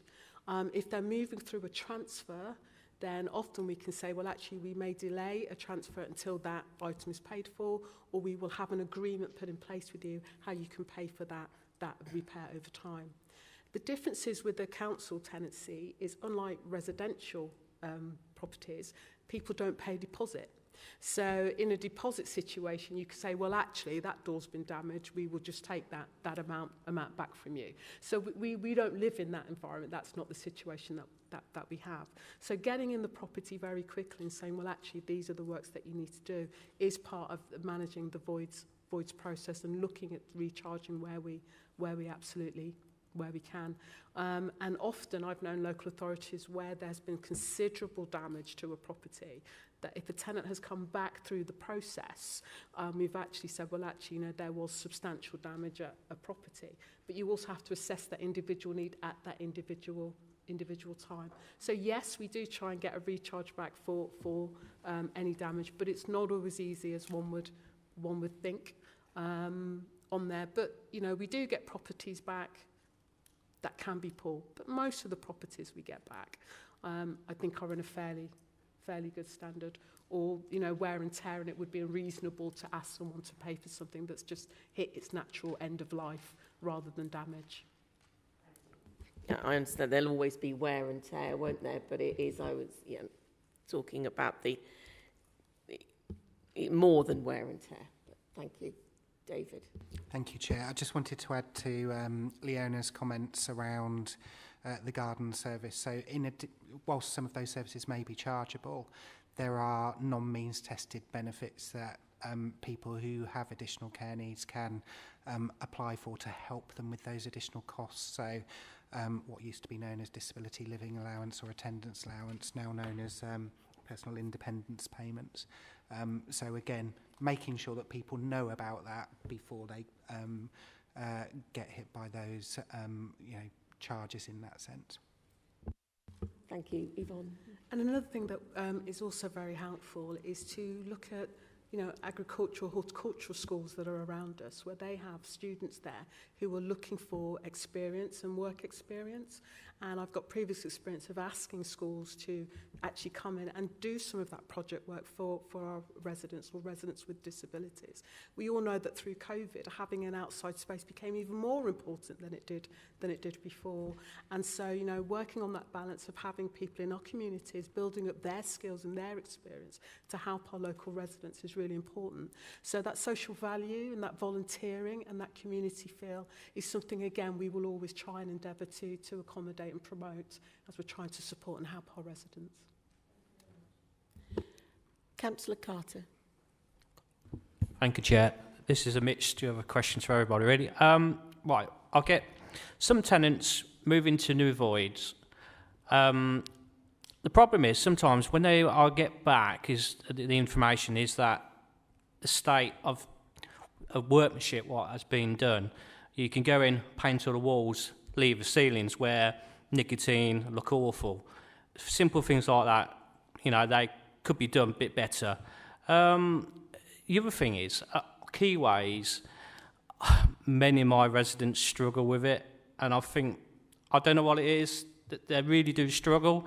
I'll get somewhere, they've been on it for so many years, they get up to the top to be number 4, and next minute they jump all the way back down again. You know, try to explain, why that's happened is quite hard. The other thing is, when we get a house swap, what's the safeguard for the new tenant moving into a different property? Because I've had one property where it wasn't fit for purpose. So do you go around and have a look at these properties before there is a house swap or not? Thank you. So we can take those in the order. I think we'll go to Dan first, then Carly, then probably Leona. So on the lettable standard, so decorations are always an interesting one. Nicotine staining should be dealt with so that it is, we use the phrase prepped for decoration, and the idea being is that if you look in the lettable standard, it's towards the back what we say about the decor, page 58 in the packs. We will deal with the decoration to make it that it's reasonable for people to move into. So things like torn wallpaper, we will remove the wallpaper, but if there's good quality wallpaper in there, we leave the wallpaper. So we always try and look at that. We're working with the tenant scrutiny panel to introduce a questionnaire for new tenants that move in to ask them how they found the property when they moved in. All our voids are post-inspected by one of our surveying team before they are handed to the tenancy services team. If Leona's team on viewing feel that there's something that doesn't meet the lettable standard, that will be flagged up with us as well. So I feel we've put as many fail-safes in place as we can to check that the property that we are letting back to people does meet the lettable standard that's been agreed. Chair, is it okay if I just add to that? I've been working with the Tenant Advisory Panel, and the Tenant Advisory Panel were really instrumental working with officer colleagues actually determining the lettable standard, and it was something that they were very proud of being involved in. And as a subgroup of the Tenant Advisory Panel, the Tenant Scrutiny Group is not only devising a questionnaire to be used as a standard to ask, but they're carrying out a scrutiny at the moment on the lettable standard, and the adherence to it. So a couple of significant tasks they're doing. They're visiting properties that are deemed as ready to let to ensure that they're satisfied that they meet the lettable standard, and they're also about to start interviewing new tenants just to check the satisfaction levels of our new tenants. So it's an important piece of work because it's full circle for them, having worked on that definition of our lettable standard with officers and then, evidencing the result of that work, basically. Thank you. Thank you. That's interesting to hear, and I thought this was very clear to read the lettable standard. Yvonne. Thank you. Just to further advise, in terms of when you said when tenants swap, our responsibility is to make sure that property is safe. And so what we would call a mutual exchange is when two tenants decide for themselves that they want to take on each other's property. And we would say it would be for them to determine whether they're happy to take on that property in that condition. Our responsibility is to make sure that the property is safe and it is compliant. So often what you have is two tenants will agree what they're going to swap and what's going to be left, and they may change that. And what they agreed to be there was there when they went, or it isn't there. And that's a personal agreement that the two tenants have between them. Our responsibility is to make sure the property is verified, that it is the right tenants, that they have the right to move. But in terms of some of those decorative situations, that is between the two tenants that are swapping, and that takes it outside of the minimal let standard that we have in a void, because it isn't by its nature an empty property. It is a property that has been swapped between two parties. Did you want to come back quickly? Yeah, I know what you're saying, but if someone's moving into a property where someone's been playing with electrics, you know, there's got to be a safety point as well, surely. Yes, so as said, we will always make sure that the property is safe and is compliant.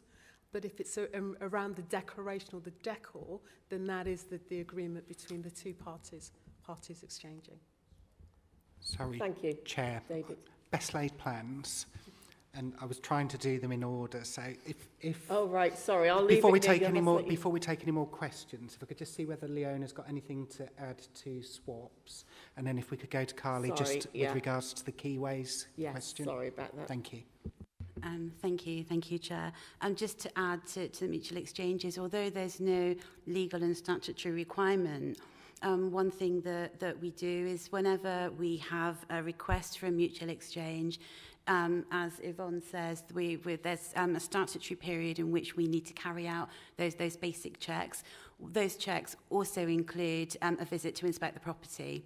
So our housing officers will visit to inspect the property.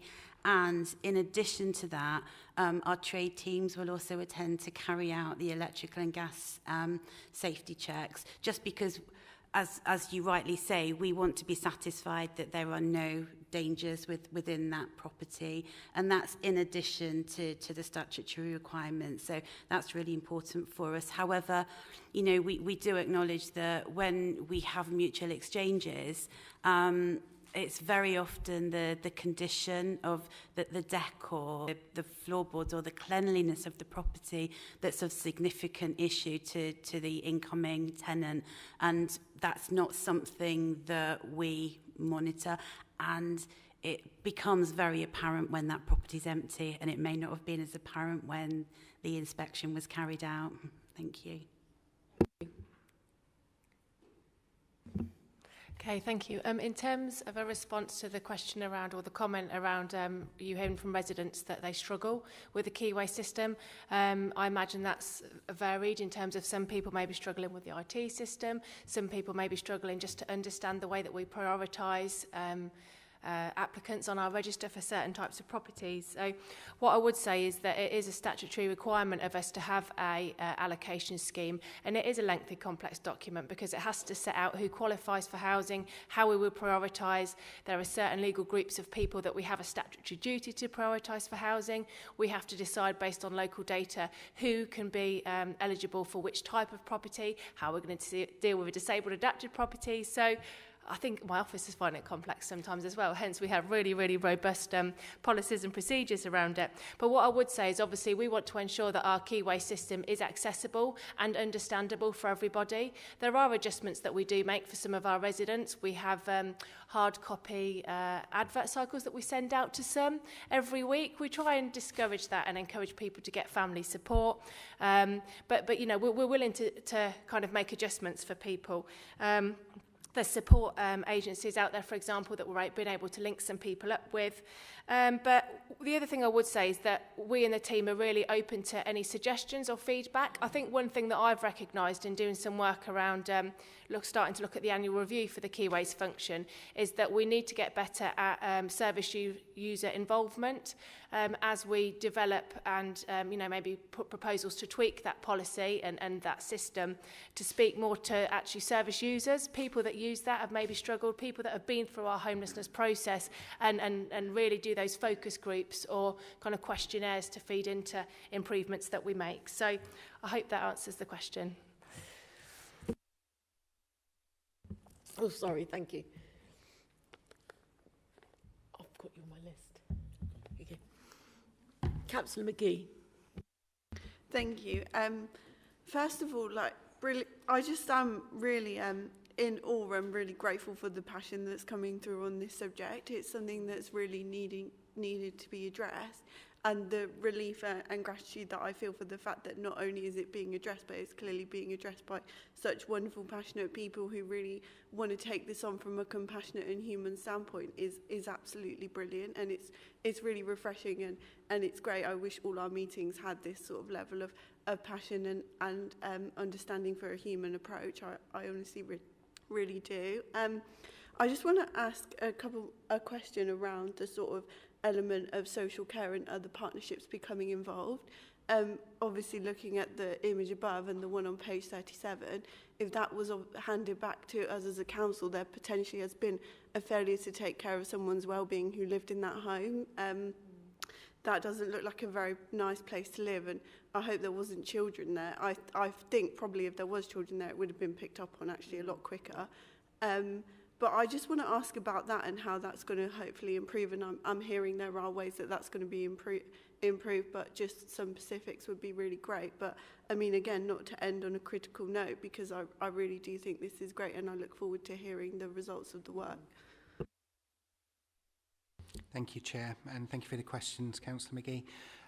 So certainly there may be issues in a property, not necessarily involving a family with children, not necessarily involving someone who has adult social care needs.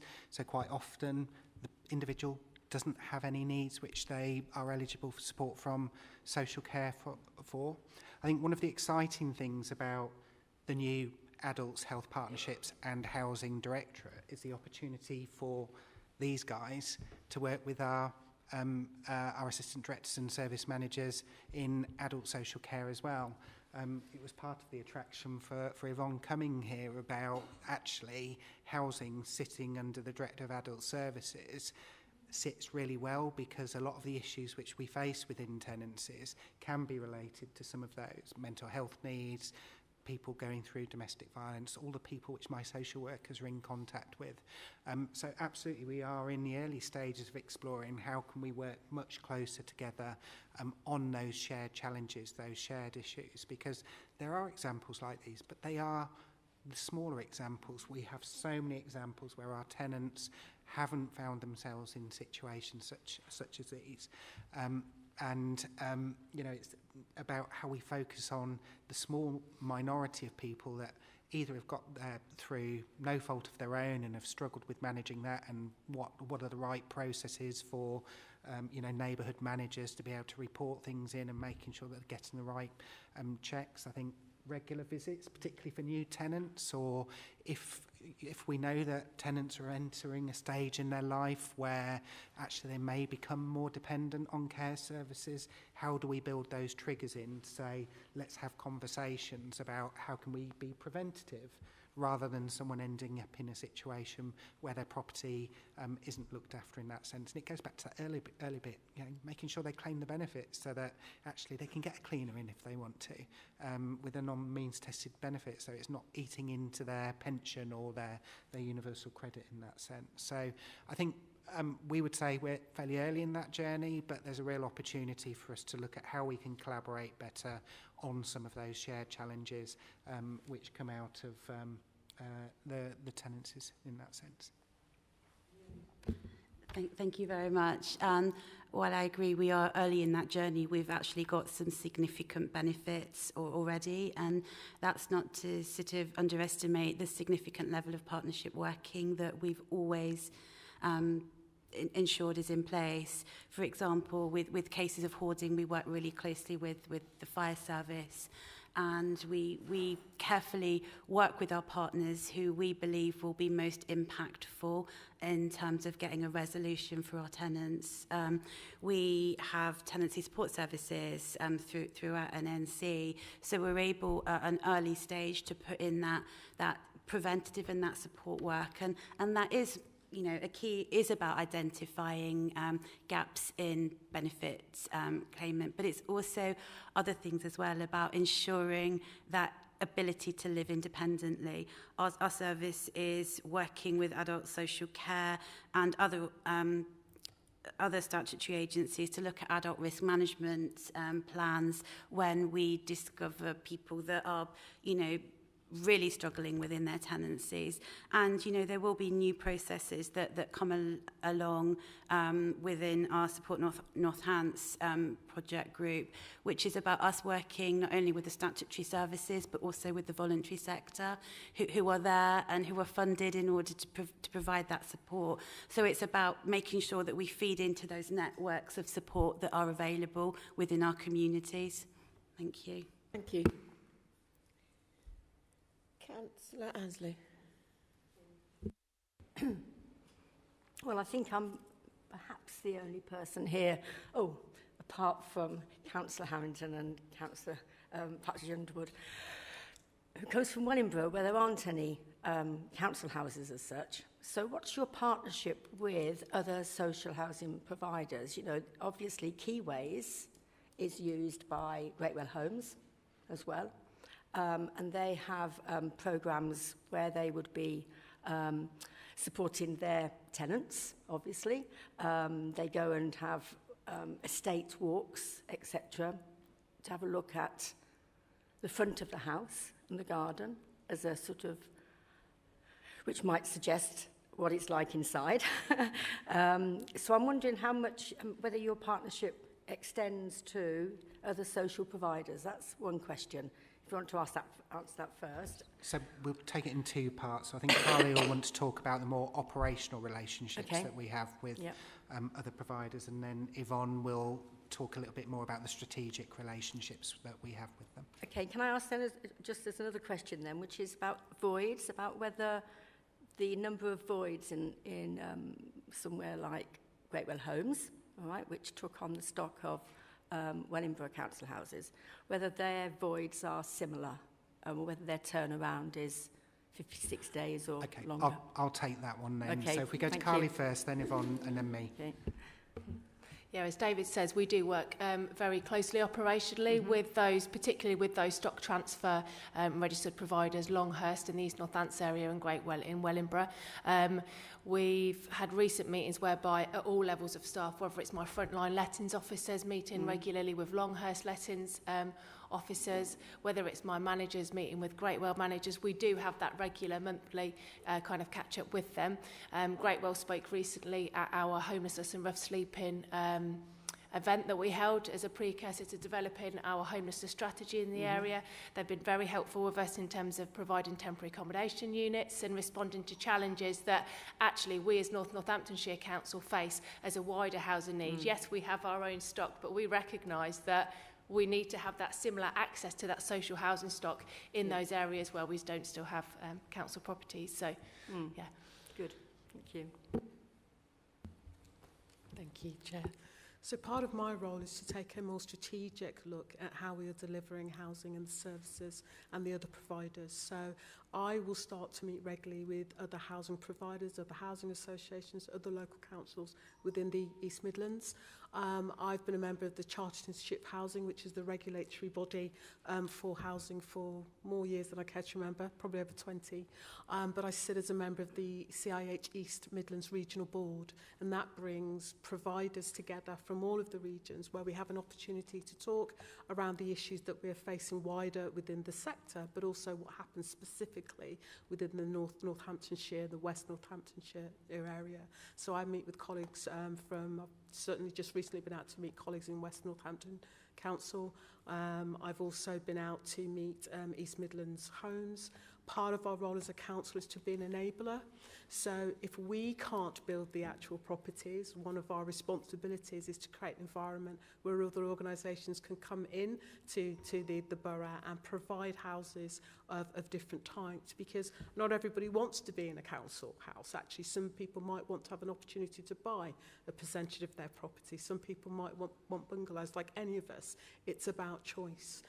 So part of that is really important. And one of the things that we recently did here is we chaired a development conference for the CIH, where we invited other organisations across the East Midlands and Northamptonshire area to come and talk to us about what they're doing in terms of development. What are the properties that they have, to promote us as an area to come to and build, to look at whether we could buy some properties and different types of properties.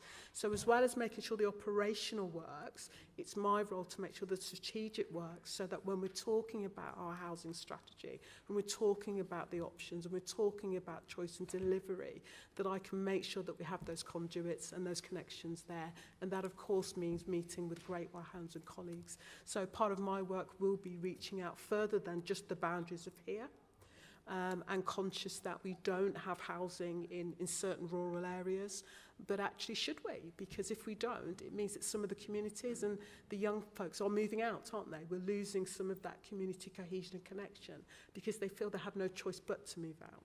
So actually looking at some options where a small housing provider could do that. We've recently had a letter from an organisation that said, look, we can't provide housing or the service that we want within your area. would you consider doing that? And so again, you know, we may decide that we take some properties from another provider that actually maximises our stock, but allows people living within our area to maintain and stay, which again helps the economy and all of the infrastructure. So that is a dual part of my role, which you know, I have already started here. And the final part to your question around comparing to, for example, Greatwell Homes, etc. I've just put that slide back up because it just shows you just the differences between our own housing stock from two different areas. In a similar sense, the outsourced properties that we used to have in Wellingborough and East Northants will have a similar but different profile. So you're not always comparing apples with apples. Also, your tenants will be different. So if we've got a high prevalence of people who are perhaps in their 60s, 70s, haven't wanted major capital improvement works done over the period of time which they've been in there, they've been happy with the kitchen, happy with the bathroom, then it may mean that we've got a higher percentage of major voids at a particular time. And one thing that I would encourage you to do when you do look at our void performance within the key performance indicators, you will see it go like that because it's based on the voids that we've handed back within month.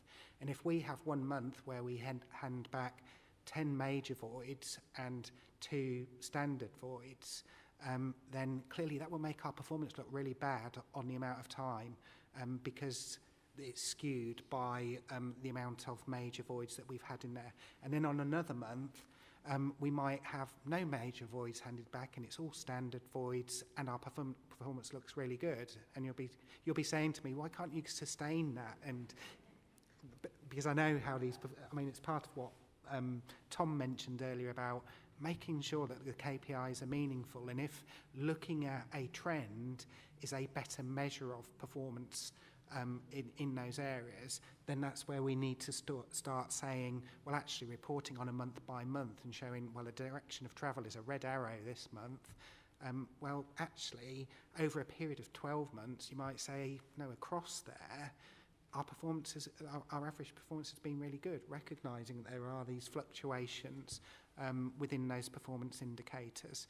I think I would just point you back to within Dan's within the pack, page 26 of the pack. We did look at some benchmarking, albeit we haven't got necessarily as an authority a standard group of peer comparators at the moment. But there is that 56-day target, which is based on industry standards around the turnaround of those voids in that sense. So we think probably the majority of the information is in the pack, Councillor Anslow, but it is really difficult to compare ourselves to another organisation which may find that actually it's got a significantly greater proportion of properties that were built post-1970 than in comparison to, for example, our Kettering stock.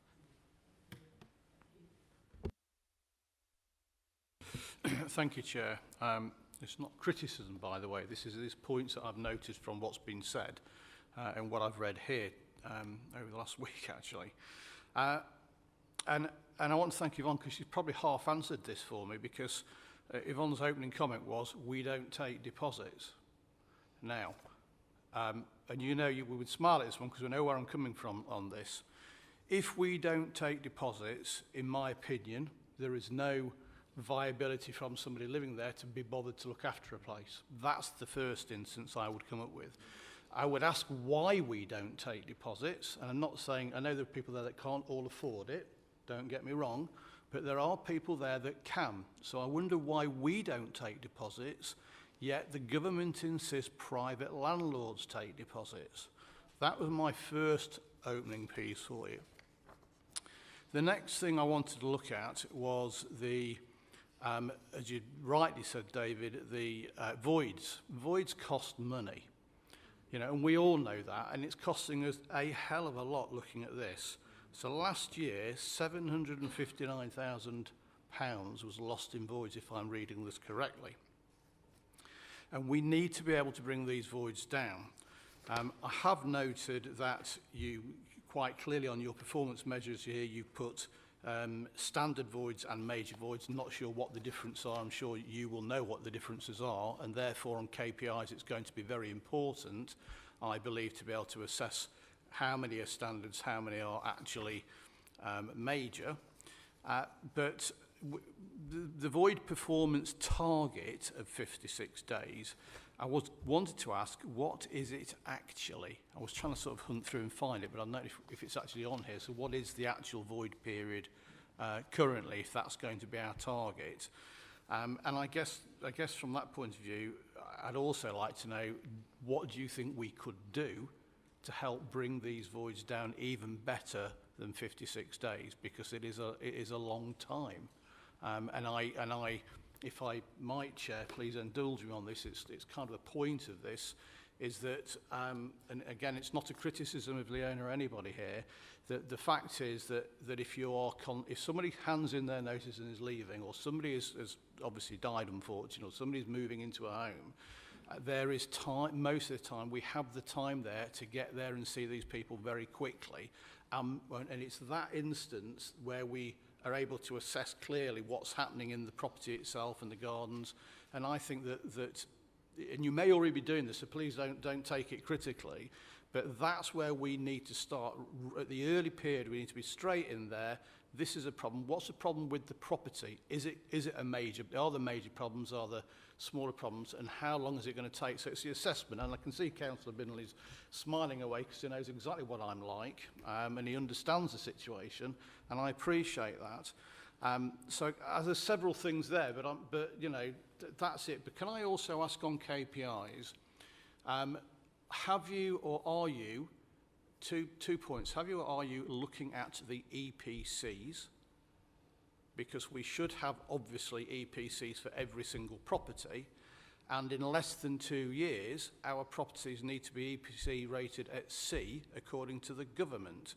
Now, EPCs will, of course, give us all, for those that don't understand it, will give us a very good for information, if you like, on the cost of bringing that property up to an EPC C rated property, and that can be substantial. And so I think if we are not, we need to be looking at that very urgently to see, you know, where we are on stock, because there's a lot of stock here. So where are they on the ratings? So how many have we got that are D and below? And what are those costs going to be? And of course, as I would say to Councillor Binley, what is the forecast? What are the executive? What are we planning to do in the future over the next, and it is going to be less than 2 years, to bring those up to standard? I hope that helps. Thank you. And I know Leona mentioned some of the work that goes on when a tenant submits notice, so that was very good. But David wants to come in. All right, I'll leave it to you to who answers what. Thank you. Thank you. A long list. But if we start with the deposit, I think the reality is that many of our residents do not financially have the resources to pay for a deposit. I would view that if they did, they would probably be looking at the private sector to do that. What we do try and do is take, where we can, some payment in advance. But it would be very difficult for someone who isn't in need, and often we are dealing with very vulnerable people at an urgent, immediate need, to say, actually, well, you know, unless you can come back with £1,000, we're not going to look at you. And that's not what our ethos is here to do, and it's very different to what a private landlord may be doing. So the deposits is probably a difficult one, and it's almost unknown to me across the housing sector that housing councils take deposits. They will try to take rent in advance, but not deposits. Part of the process mapping exercise that we did today was looking at how quickly we can get into properties to understand if there is a problem. But even before that, it's really important, the tenancy sustainment part from Leona's team, that we're making sure tenants are fine within their property and sustaining a property, because, like you quite rightly said, if we get to a property at that condition at the end, well, actually we probably already failed and are on the back foot. So it's the tenancy sustainment part of that relationship. We can't get into every single property, But what we do want to do is start to have a tenant audit programme, and we say that over a 3 to 4 year period we will have gone into every single property, in addition to a stock condition survey and in addition to any resident that's vulnerable. Because some of our repairs, the repairs aren't done because actually you've got somebody in there who just lives really well in their property. They don't want to bother anybody. They're okay that it's not the latest technology, and it's only then when we get in that we find that it is a problem. So we do all that we can to make sure we're looking at bringing down that void time.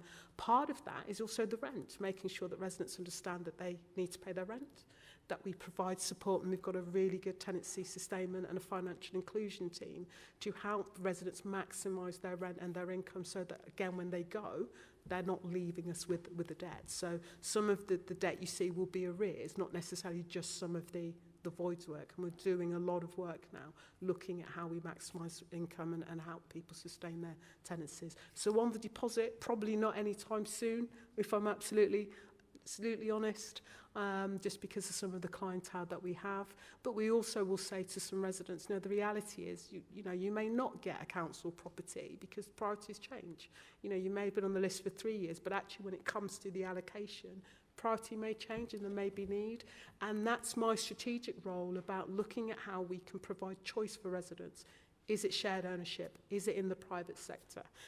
Is it going to a housing association? Is it being in a different area? Should we be building more stock? And that's a question we need to come back to you about what is our intention and our wish to build more stock, not only within Kettering and Corby, but the areas that you mentioned earlier where there aren't currently houses. So I think that's I can answer in terms of mine, and I'll hand over to David. Thank you. Sorry to interrupt, Chair. Can I just ask, I know you've made a comment there about that we can't get in some properties. Can't just doesn't exist, I'm afraid, not for me. I'm sure we can get into properties. We can give notice, and if they are not there, we can still legally go in.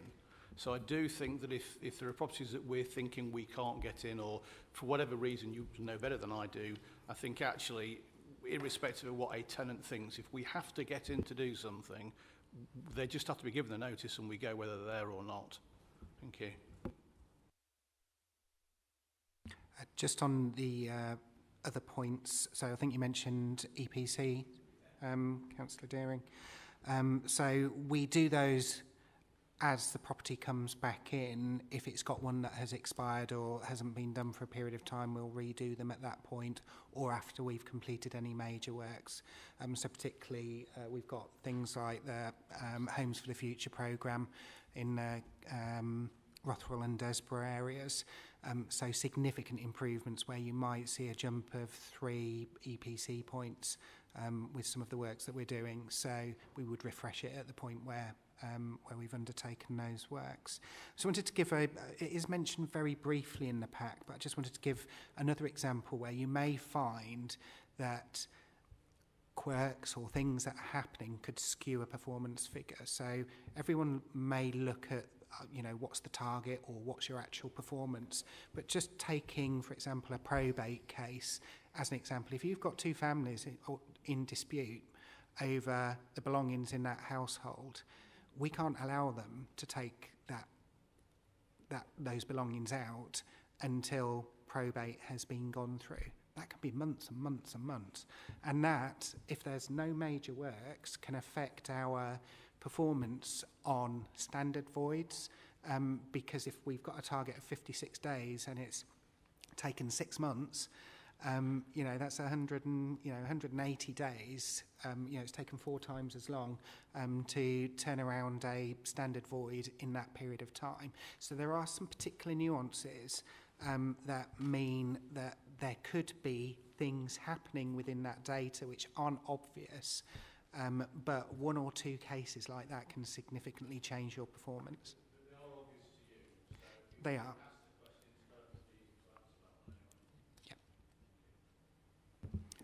Sorry, the other point that I wanted to make, and you did say if people are not financially invested in property, many of them are personally invested in their properties. It's their home.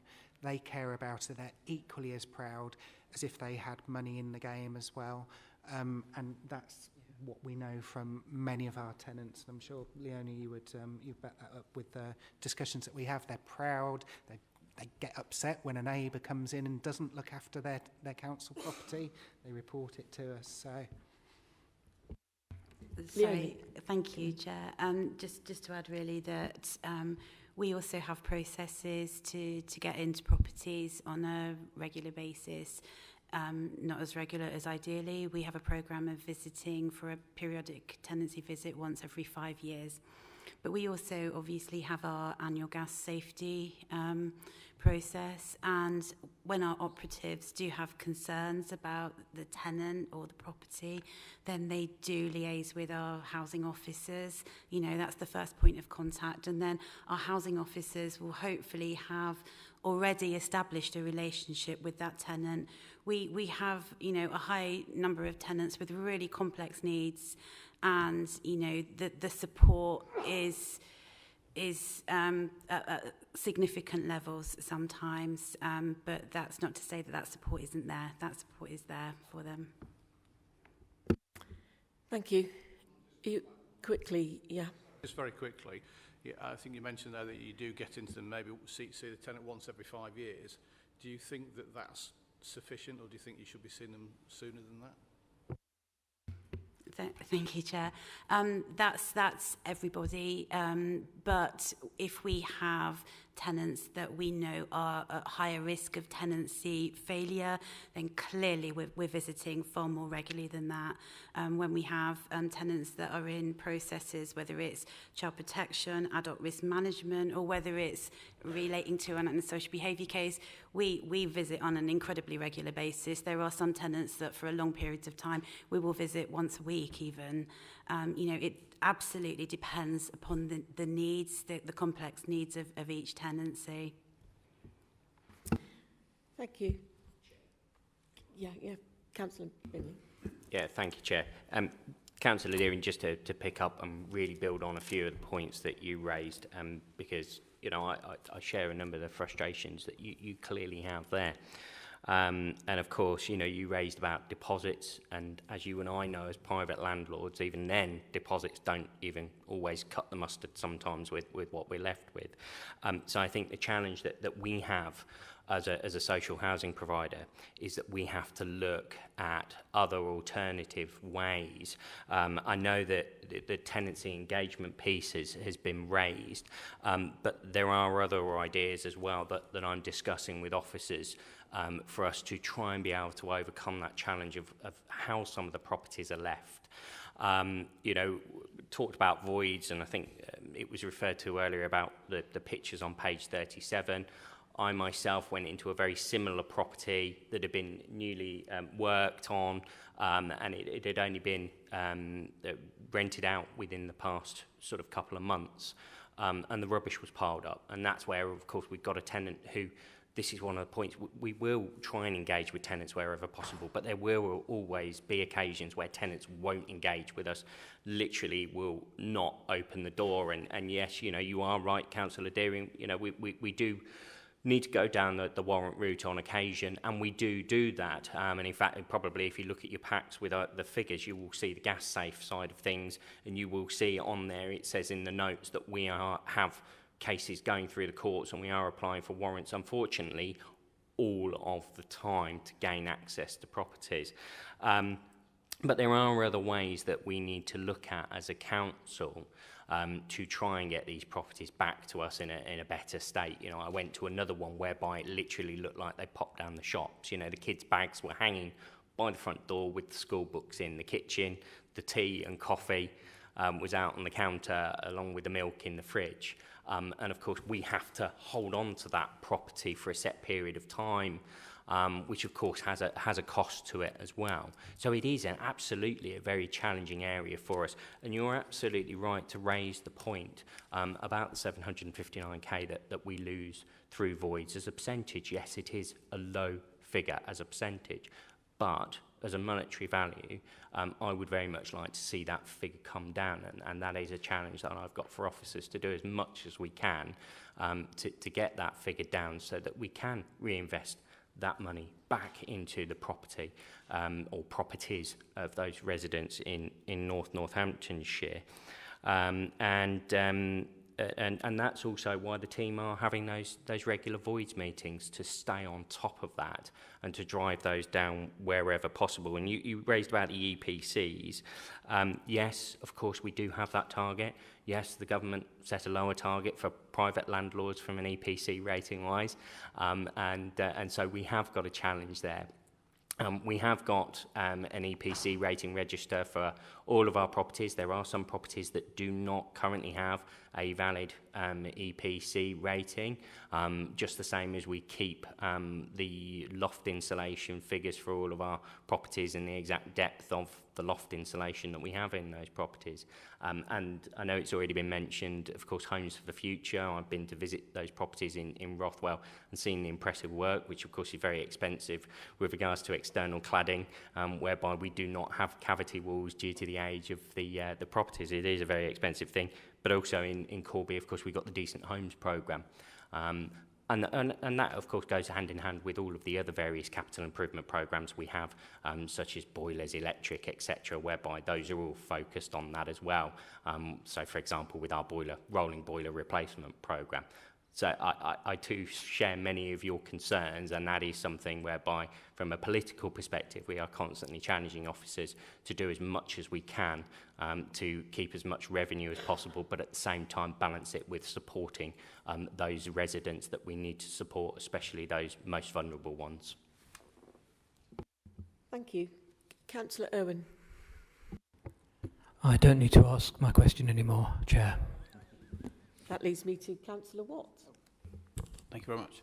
I was looking at these figures, and I just kind of would like a bit of an explanation of some of them, because I'm not working them out. Page 22, total vacant HRA dwellings. So we seem to have Corby going in one direction from 18, 19. You know, we've gone from 29 each year. It's gone up. Kettering's actually gone down, so Corby's almost trebled. Kettering's halved. Then when we go to the number of lets on the next page, 23. So the Corby area in 1819 was let in 403, and it's kind of halved the number of lets per year. But yet the vacant dwellings are going trebled, but the number of, so it seems like there's something going on in is there any explanation for that? Kettering's kind of staying the same. And just one other thing, I'm very heartened to hear the comments by Councillor Binley about the £759,000, because that's not our money, that's tenants' money, and it's lost money, and it's money that could be, as you said, reinvested in properties, in building more properties that we want. So, any explanation of these figures, the directions they're going in? Thank you, David. Thank you, Chair. So what we would say is there's been a huge amount of cleansing work done on the figures. One of the challenges that we had, particularly around the Corby data, is they had different start and stop times with regards to the letting of vacant properties. So, for example, if a particular piece of work needed to be done, then the property was defined as not being safe to be let, so it wasn't being counted within that particular indicator. So Dan and his team have done a piece of work to look at standardising that, which will go some way to explaining the vacant property changes about increasing. So I think what we would say is we need to get that information standardised, because it wasn't counted in the same way between Corby and Kettering, so it's a bit difficult to compare the two in that sense. Similarly, on the council lets side of things, it will depend on, you know, how many you have handed back. Some of these may well have been new bills that came on, so there was new lets, but there would have been no letting period before that. So there's different examples as to why the numbers may be slightly different. So what I would probably say, we've got the numbers here, they're perhaps not as helpful as we would have wanted them to be, but we thought it was important that we could show that we knew what was happening, but there is some context behind those. So, like I say, we wouldn't count a pre-let period when we're buying something off a developer as part of the Section 106 commitments, because it's literally available from the day you get the keys. Thank you. I think that's everyone who had a question. So really thank you. Homes are important to all of us. So this has been really interesting, and I think we've had a really good discussion. As I said earlier, it would be really good if we could have further progress updates. I mean, I'm sure they'll be favourable because of the amount of work that's being put in, but I think it would be good if they could come back to scrutiny at some point in the future. And thank you for all your work that you've been doing and attending this evening. You're welcome to stay, but it's been a long evening for you, so I won't I won't be disappointed to see you go that way. Thank you very much.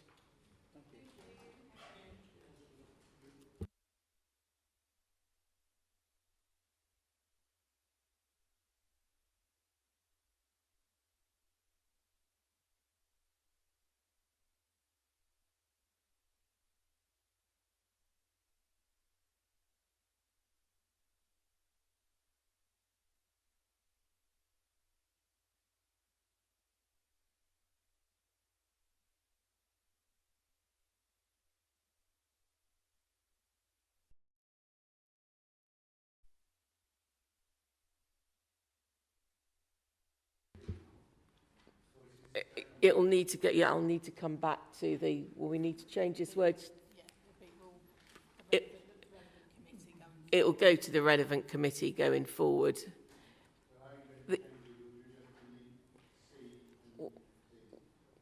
Well, I think these are recommendations. Are we going for a proposal and a seconder to approve them? Yeah, yeah.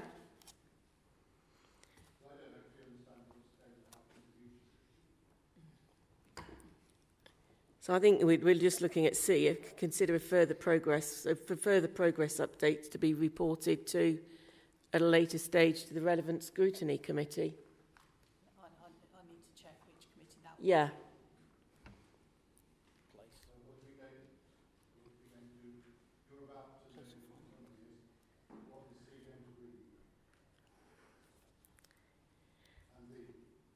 Well, B, consider any areas that member would wish to discuss.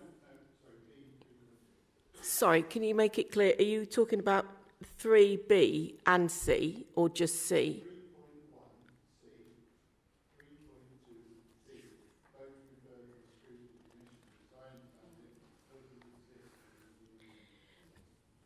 It won't, so it'll go to the relevant scrutiny committee, but Louise needs to look up to decide which would be the most appropriate. I'd have thought it's place, but it might be health. Yeah, that's what I'd said earlier. So at the moment, then we can double check and change it.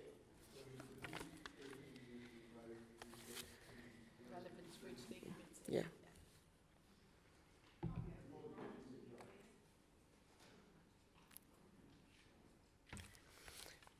Right, well, that leads us nicely on to agenda item 7. Thank you very much, Tom, for waiting.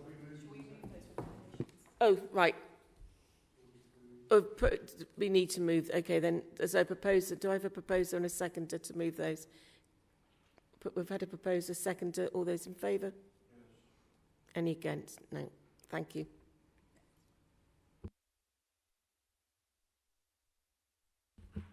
That then leads us on to agenda item 7. Thank you, Tom. I know you wanted to give a bit of an overview on the performance figures, so thank you. Thank you, Chair. And yeah, tough follow that excellent detailed showcase of all of that fantastic work in there with a report on corporate performance, but I will do my best to try to keep it not be one of those boring things that we need to do well.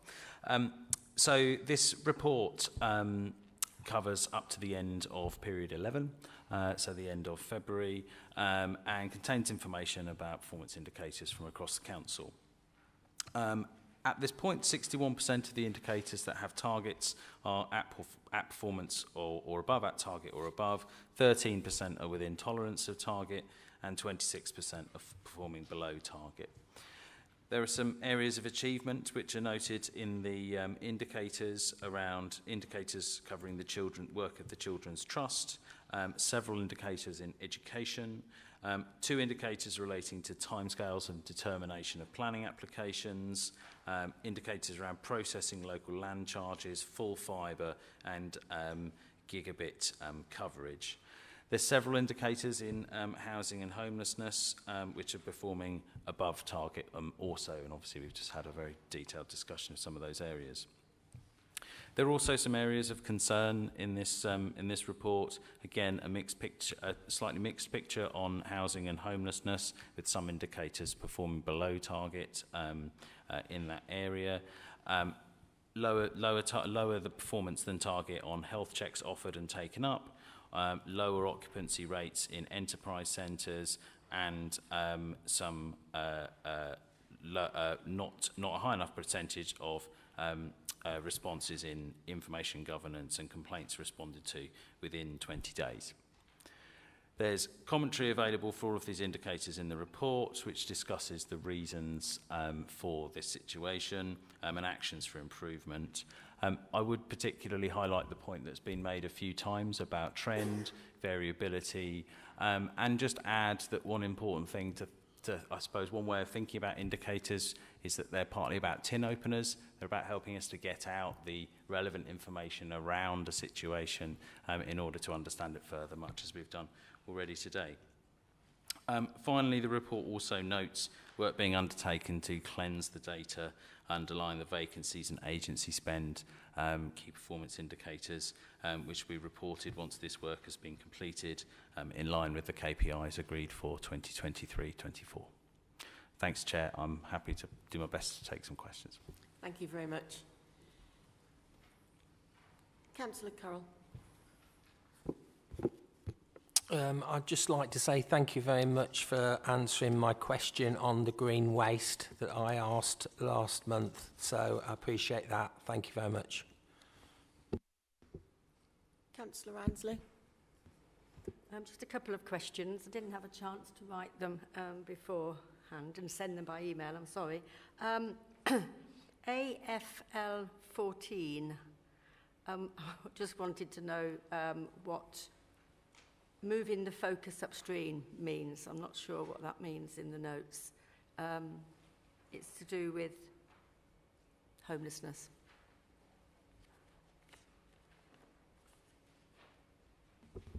David can come in, I think. Yeah. When we talk about moving upstream, it means that we're trying to be more preventative, so stopping. Right. So we have 2 duties with regards to homelessness, one about preventing homelessness and then one about meeting that need when someone has become homeless. Okay. So it's about trying to shift our emphasis to stopping people. Prevention, okay. The target for, where is it, the snapshot to do with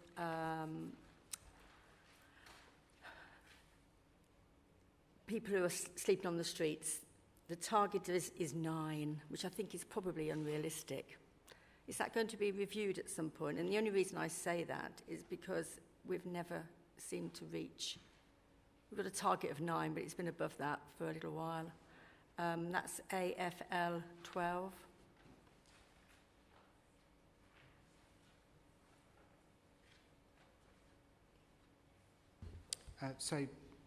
Yeah, I mean, certainly if we're not meeting the targets, we'll ask ourselves, is that about performance or is that about an unrealistic target?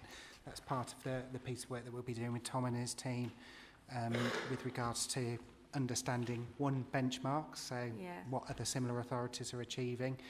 Actually, we have hit those targets before, the same as every other local authority in the pandemic when we had the everybody in approach. There was lots to be learned from the everybody in approach. Absolutely, I agree with you. And I think it's also important to try and make sure that we do hold on to some of what was achieved.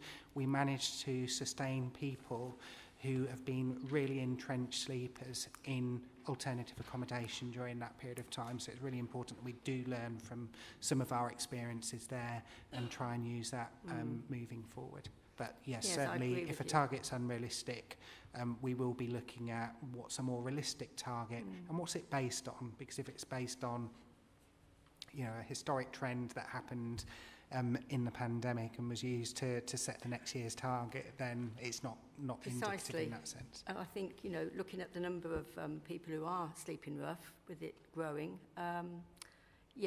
there's, I'm sure it's not through lack of trying, because I know that there's lots of work going on, preventative, as well as, you know, trying to engage with those particular people.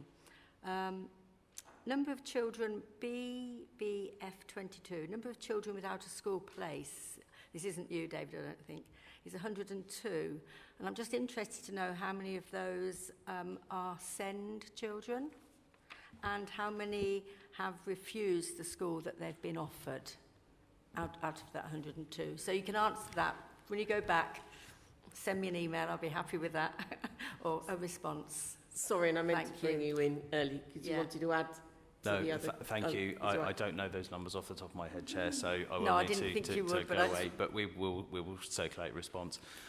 Just to pick up on the points there that David made about targets, and he mentioned a few of the considerations that you need to take into account when you are setting targets. It's part of our new performance framework to have an annual review of targets which are in the KPIs in order to try to pick up some of those aspects in a more systematic way. Yeah, good, thank you. It's good to know. No, that's it. Thank you. Thank you. Councillor Watt. Does Zoe do you want to go first, Zoe? No, you go first. Thank you. Just touching on the themes of this evening and just really reiterating how important the discussions we've had are, the total number of households living in temporary accommodation is very high, and I'd really love to see that go down with some of the work that we've talked about today. So just as something to flag, as that's something that my residents in particular, I'm sure everyone's residents really struggle with that, but as an advocate for many people who are really in that position, I just want to say that that's really recognised, and I hope that the work that we've discussed today goes away in improving that. So, yeah, I agree, and I think we'd all agree that we want to minimise that as much as possible. I think it's always important to recognise that as a rolling number. So, yes, it appears high, but we may have people in temporary accommodation for a matter of days, a couple of weeks at the most. There may be some odd circumstances where people are in temporary accommodation for a bit longer, but usually that's dealt with fairly quickly. And if Carly was still here, she would be able to probably run those numbers off the top of her head, knowing Carly. So, but yeah, absolutely agree. It is a priority, and it is something we want to try and minimise moving forward. So everything from turning around voids quicker to making sure that we're developing really good relationships with our social landlords, but also bringing forward a development strategy which will look at how we work with social landlords, but also are there particular areas in parts of Northamptonshire that actually our social landlords are not active or not developing at the moment, where we perhaps as an authority would say it's time for us to intervene in that area.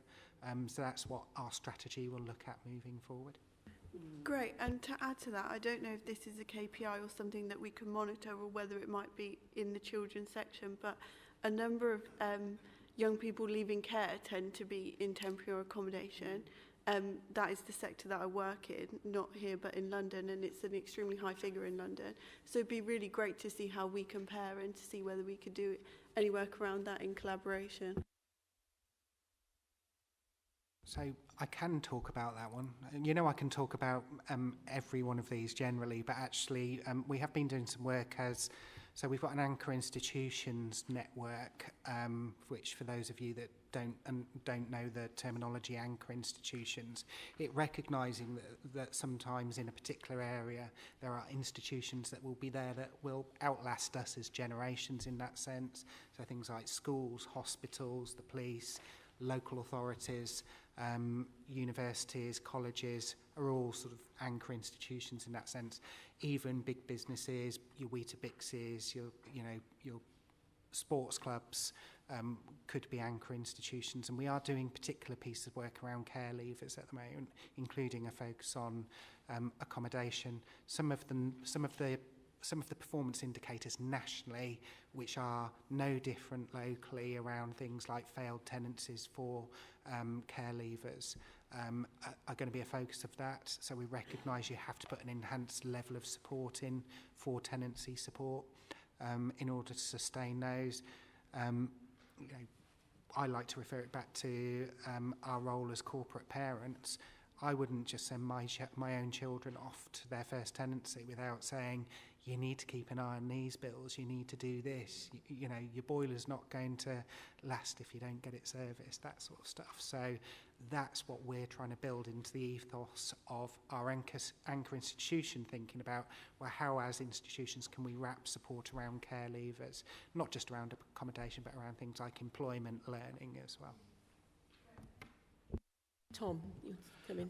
I just wanted to come back. There is an indicator which has a national definition about percentage of young people now aged 17 to 21 in suitable accommodation who were looked after when aged 16. That's in there on page 25 if you wanted to have a look at that one. And because that one's nationally defined, then we have quite good benchmarking data for that. So perhaps against London authorities, for example. Councillor Watts. Thanks. So it would be David again. Page 33. Total active applications on Keyways Housing Register. In order to get on the register, what you have to qualify, you have to show a need of accommodation, presumably. Every one of them has shown a need of accommodation, and then they would be graded in their immediate need. So, and as I think Robin's comment earlier on was that people move up and down the keyways, and they wonder why they move up and down the keyways, because somebody's in greater need has actually come in there. So the sort of thing is there is we've got 700, an increase in 700 in February, and it's showing there's a real need for accommodation. And it's I agree with Valerie, and it's not a comment on the team, it's a comment on the council. The tardiness to come up with a affordable housing policy of where we are going as a council, what we're going to do. And the longer we leave it, these numbers are going to increase. Private developers aren't building enough houses. It's going to have to, I think it's going to have to fall back on councils and other associations to do that. I set the challenge that actually it's not good enough in that sense. What I would like to say, refer you back to my earlier comments, that we are looking at developing, but every scheme that we look at developing out has to pass a rigorous test about whether it can wash its own face, so be financially sustainable moving forward. I'd also like just to refer members back to the context of which we've been working over the past 2.5, 3 years of this local authority. So we were dealing with local government reform, significant change in senior leadership during that period of time, including reduction of a whole tier of very senior managers that were responsible for leading these functions moving forward. Then we also had a global pandemic. My housing team have also been leading the response to both Afghan and Ukrainian responses in the early stages without additional resources as well.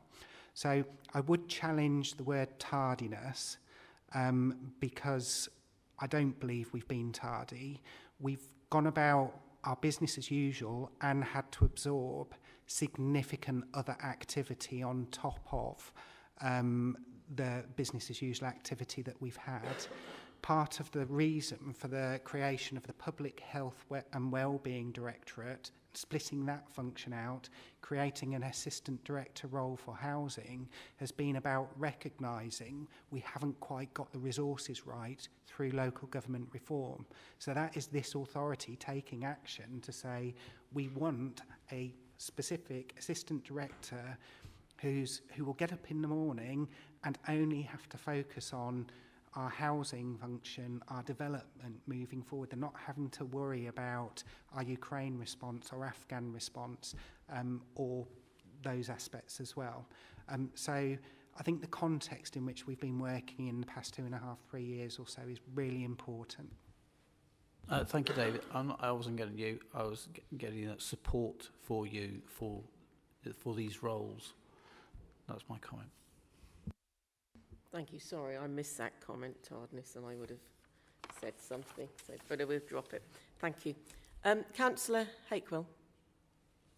Thank you, Chairman. If I just fire some of these questions one by one, rather than you have to store them all up. Page 38, which is my favourite one to focus on, and 39. Opus agency spend, 1.8 million. Is that for the month of February alone, or a cumulative? 38 agency in the green box on the right-hand side. Is it 1.180 million just for February? As the column doesn't tell us. Yeah, I think. So I can tell you that for up until period 10, within my own directorate, I'd spent 3.2 million on agency staff. So yes, that for the whole council, that would be a monthly figure. But just for 1 month? Yeah.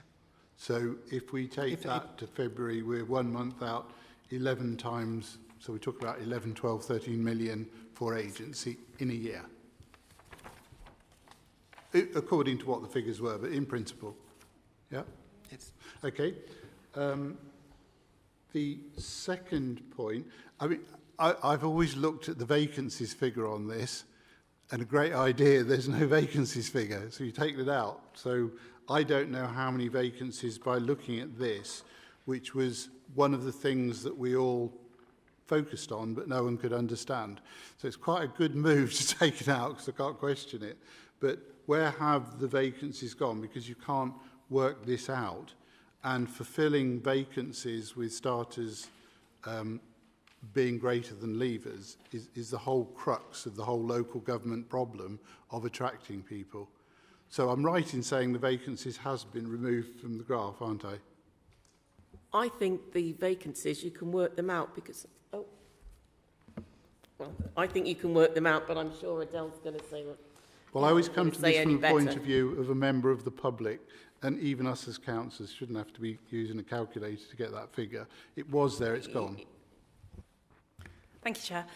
Yes, so vacancies were removed, and they were removed at the last one as well. So a few meetings ago, particularly in Finance and Resources Committee, we explained the reasons for that, which was that the data was being removed from ERP and it was being cleansed through.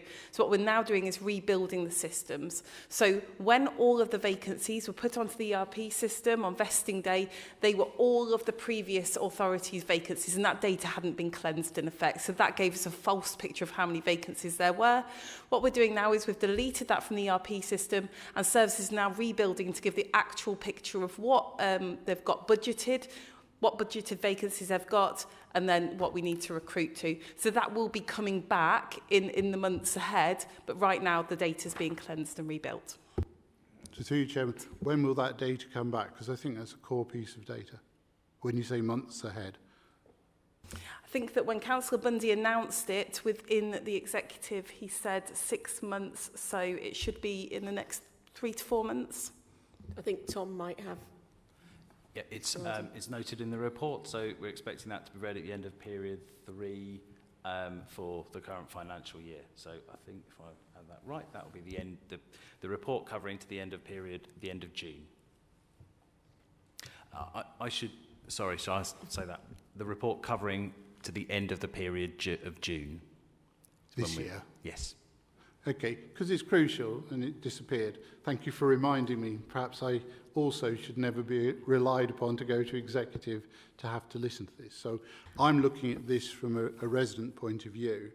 I think Tom wants to come back, and David, before you go on. I'm happy with the answer, but go on. Thank you. So the comment you made, Councillor Hakewell, around the aim should be to have more starters than agency usage, I think was a comment you made. We don't just use agency to cover vacancies because of leavers.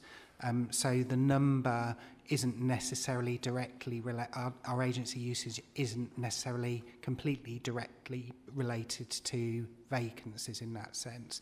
So I've got a significant number of vacancies that are being funded using grant funding, you know, for example, the local authority housing fund. Some of our Homes for Ukraine staff team are being funded through the grant funding that we get for that. And we wouldn't see that as fulfilling a role that is vacant because we can't recruit. It's being filled with temporary staff because it wouldn't be prudent of us to fill it with permanent staff when the grant funding may not be there next year. So thank you. To continue, just to finish the points I was making, I mean, I totally understand what you said, David, but there is a mass of other people involved in this column, not just that particular area. That explains a part of it. And thank you, Adele, for reminding me that I didn't read it before, but that was the time that I've seen it in that sense. So if you go to audit and risk, customer and governance total, audit and risk, it says we have a head count of 8, a full-time equivalent of 7.23, a number of posts is 16, full-time equivalent is 16, and we have a rolling voluntary turnover of 31.6. How does that work? Apologies, that's not in my directorate, so it's actually within finance and performance total, so you always look up. I don't really mind whose directorate it's in. I'm just picking a line out which is replicated across this data, and the crucial aspect of the data is it giving us information to put something on scrutiny in the future? Does anyone understand that line? I think you could probably put that in an email and somebody will answer that to you. Yeah, we can certainly answer that afterwards. That's not a problem. So everyone in the room understands it. I'm the only one that doesn't. Well, the email will explain. I'm happy to email it out. To me, it looks as if there's vacancies, but well, I would have thought if we're being presented with some data tonight, it's not an unreasonable. I just picked one line. I didn't say it was. I'm just asking Tom, going to come back, and David. So the data cleansing work that Adele referred to earlier, I think, directly bears on this point, and this shows the issue. So from a technical sense, ERP essentially contains more posts than we actually mean to recruit to. And so the number of posts that's in that line is showing you the number of posts that's in ERP. Now, the difference to the number of people we actually have is not the actual vacancies number, because we don't intend to recruit to all of those vacancies, but that is the number of posts that are currently in ERP. So that's highlighting, I think, some of the data quality issues which Adele has pointed out about what happened when ERP for Northamptonshire was created, and we brought along, if you like, legacy erroneous entries.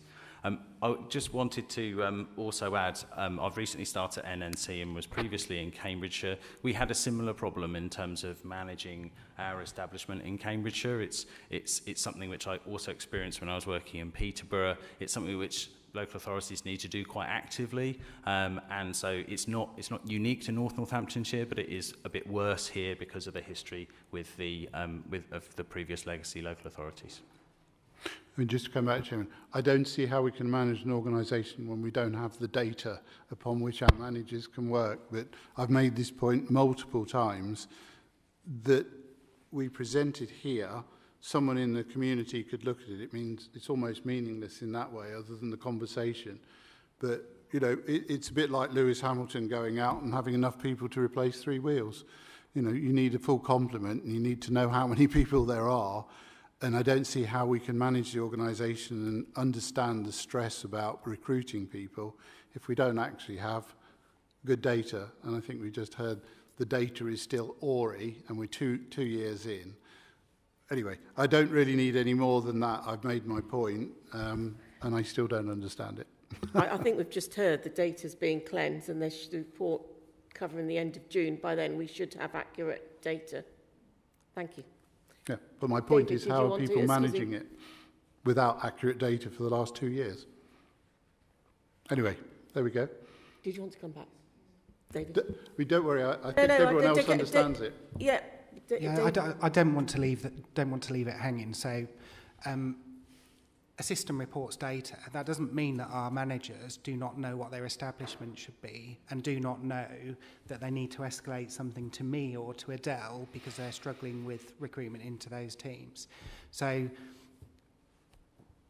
every one of my managers, if I walk into a room, they might say, no, it's going really well at the moment. I'm fully established in my team and things are working well. Or I might walk into another team and they say, actually, I've got one person on, because it might not even be about vacancies. It might be about long-term sick. It might be about maternity. It might be about a whole realm of factors. So we have a team structure. We have a structure that we do to ensure that we've got the right managers in the right places to understand.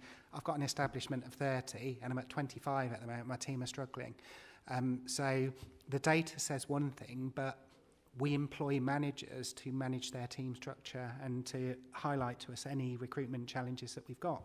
Hence some of the investment that we've had around some of the pressures being felt within our housing service, resulting in that additional investment to bring some temporary resource in.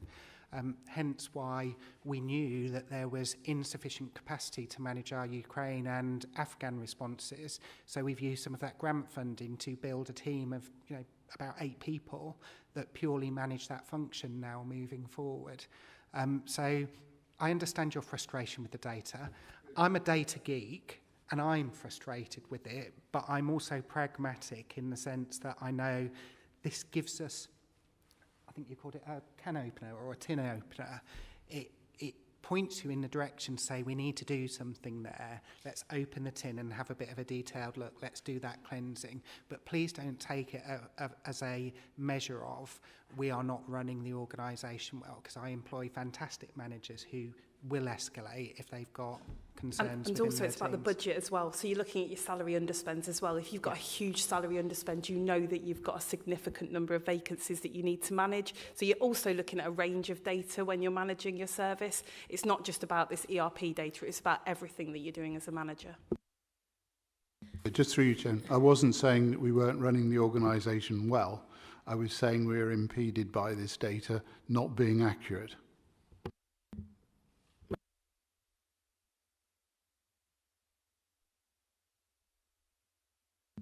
Oh, sorry. I'll just say the managers know what staff they have, and I wouldn't have expected anything less. But I do like the analogy about the tin opener. I think that's very good. And if there are no more questions from members, we have no urgent items, I'll close the meeting. Thank you very much.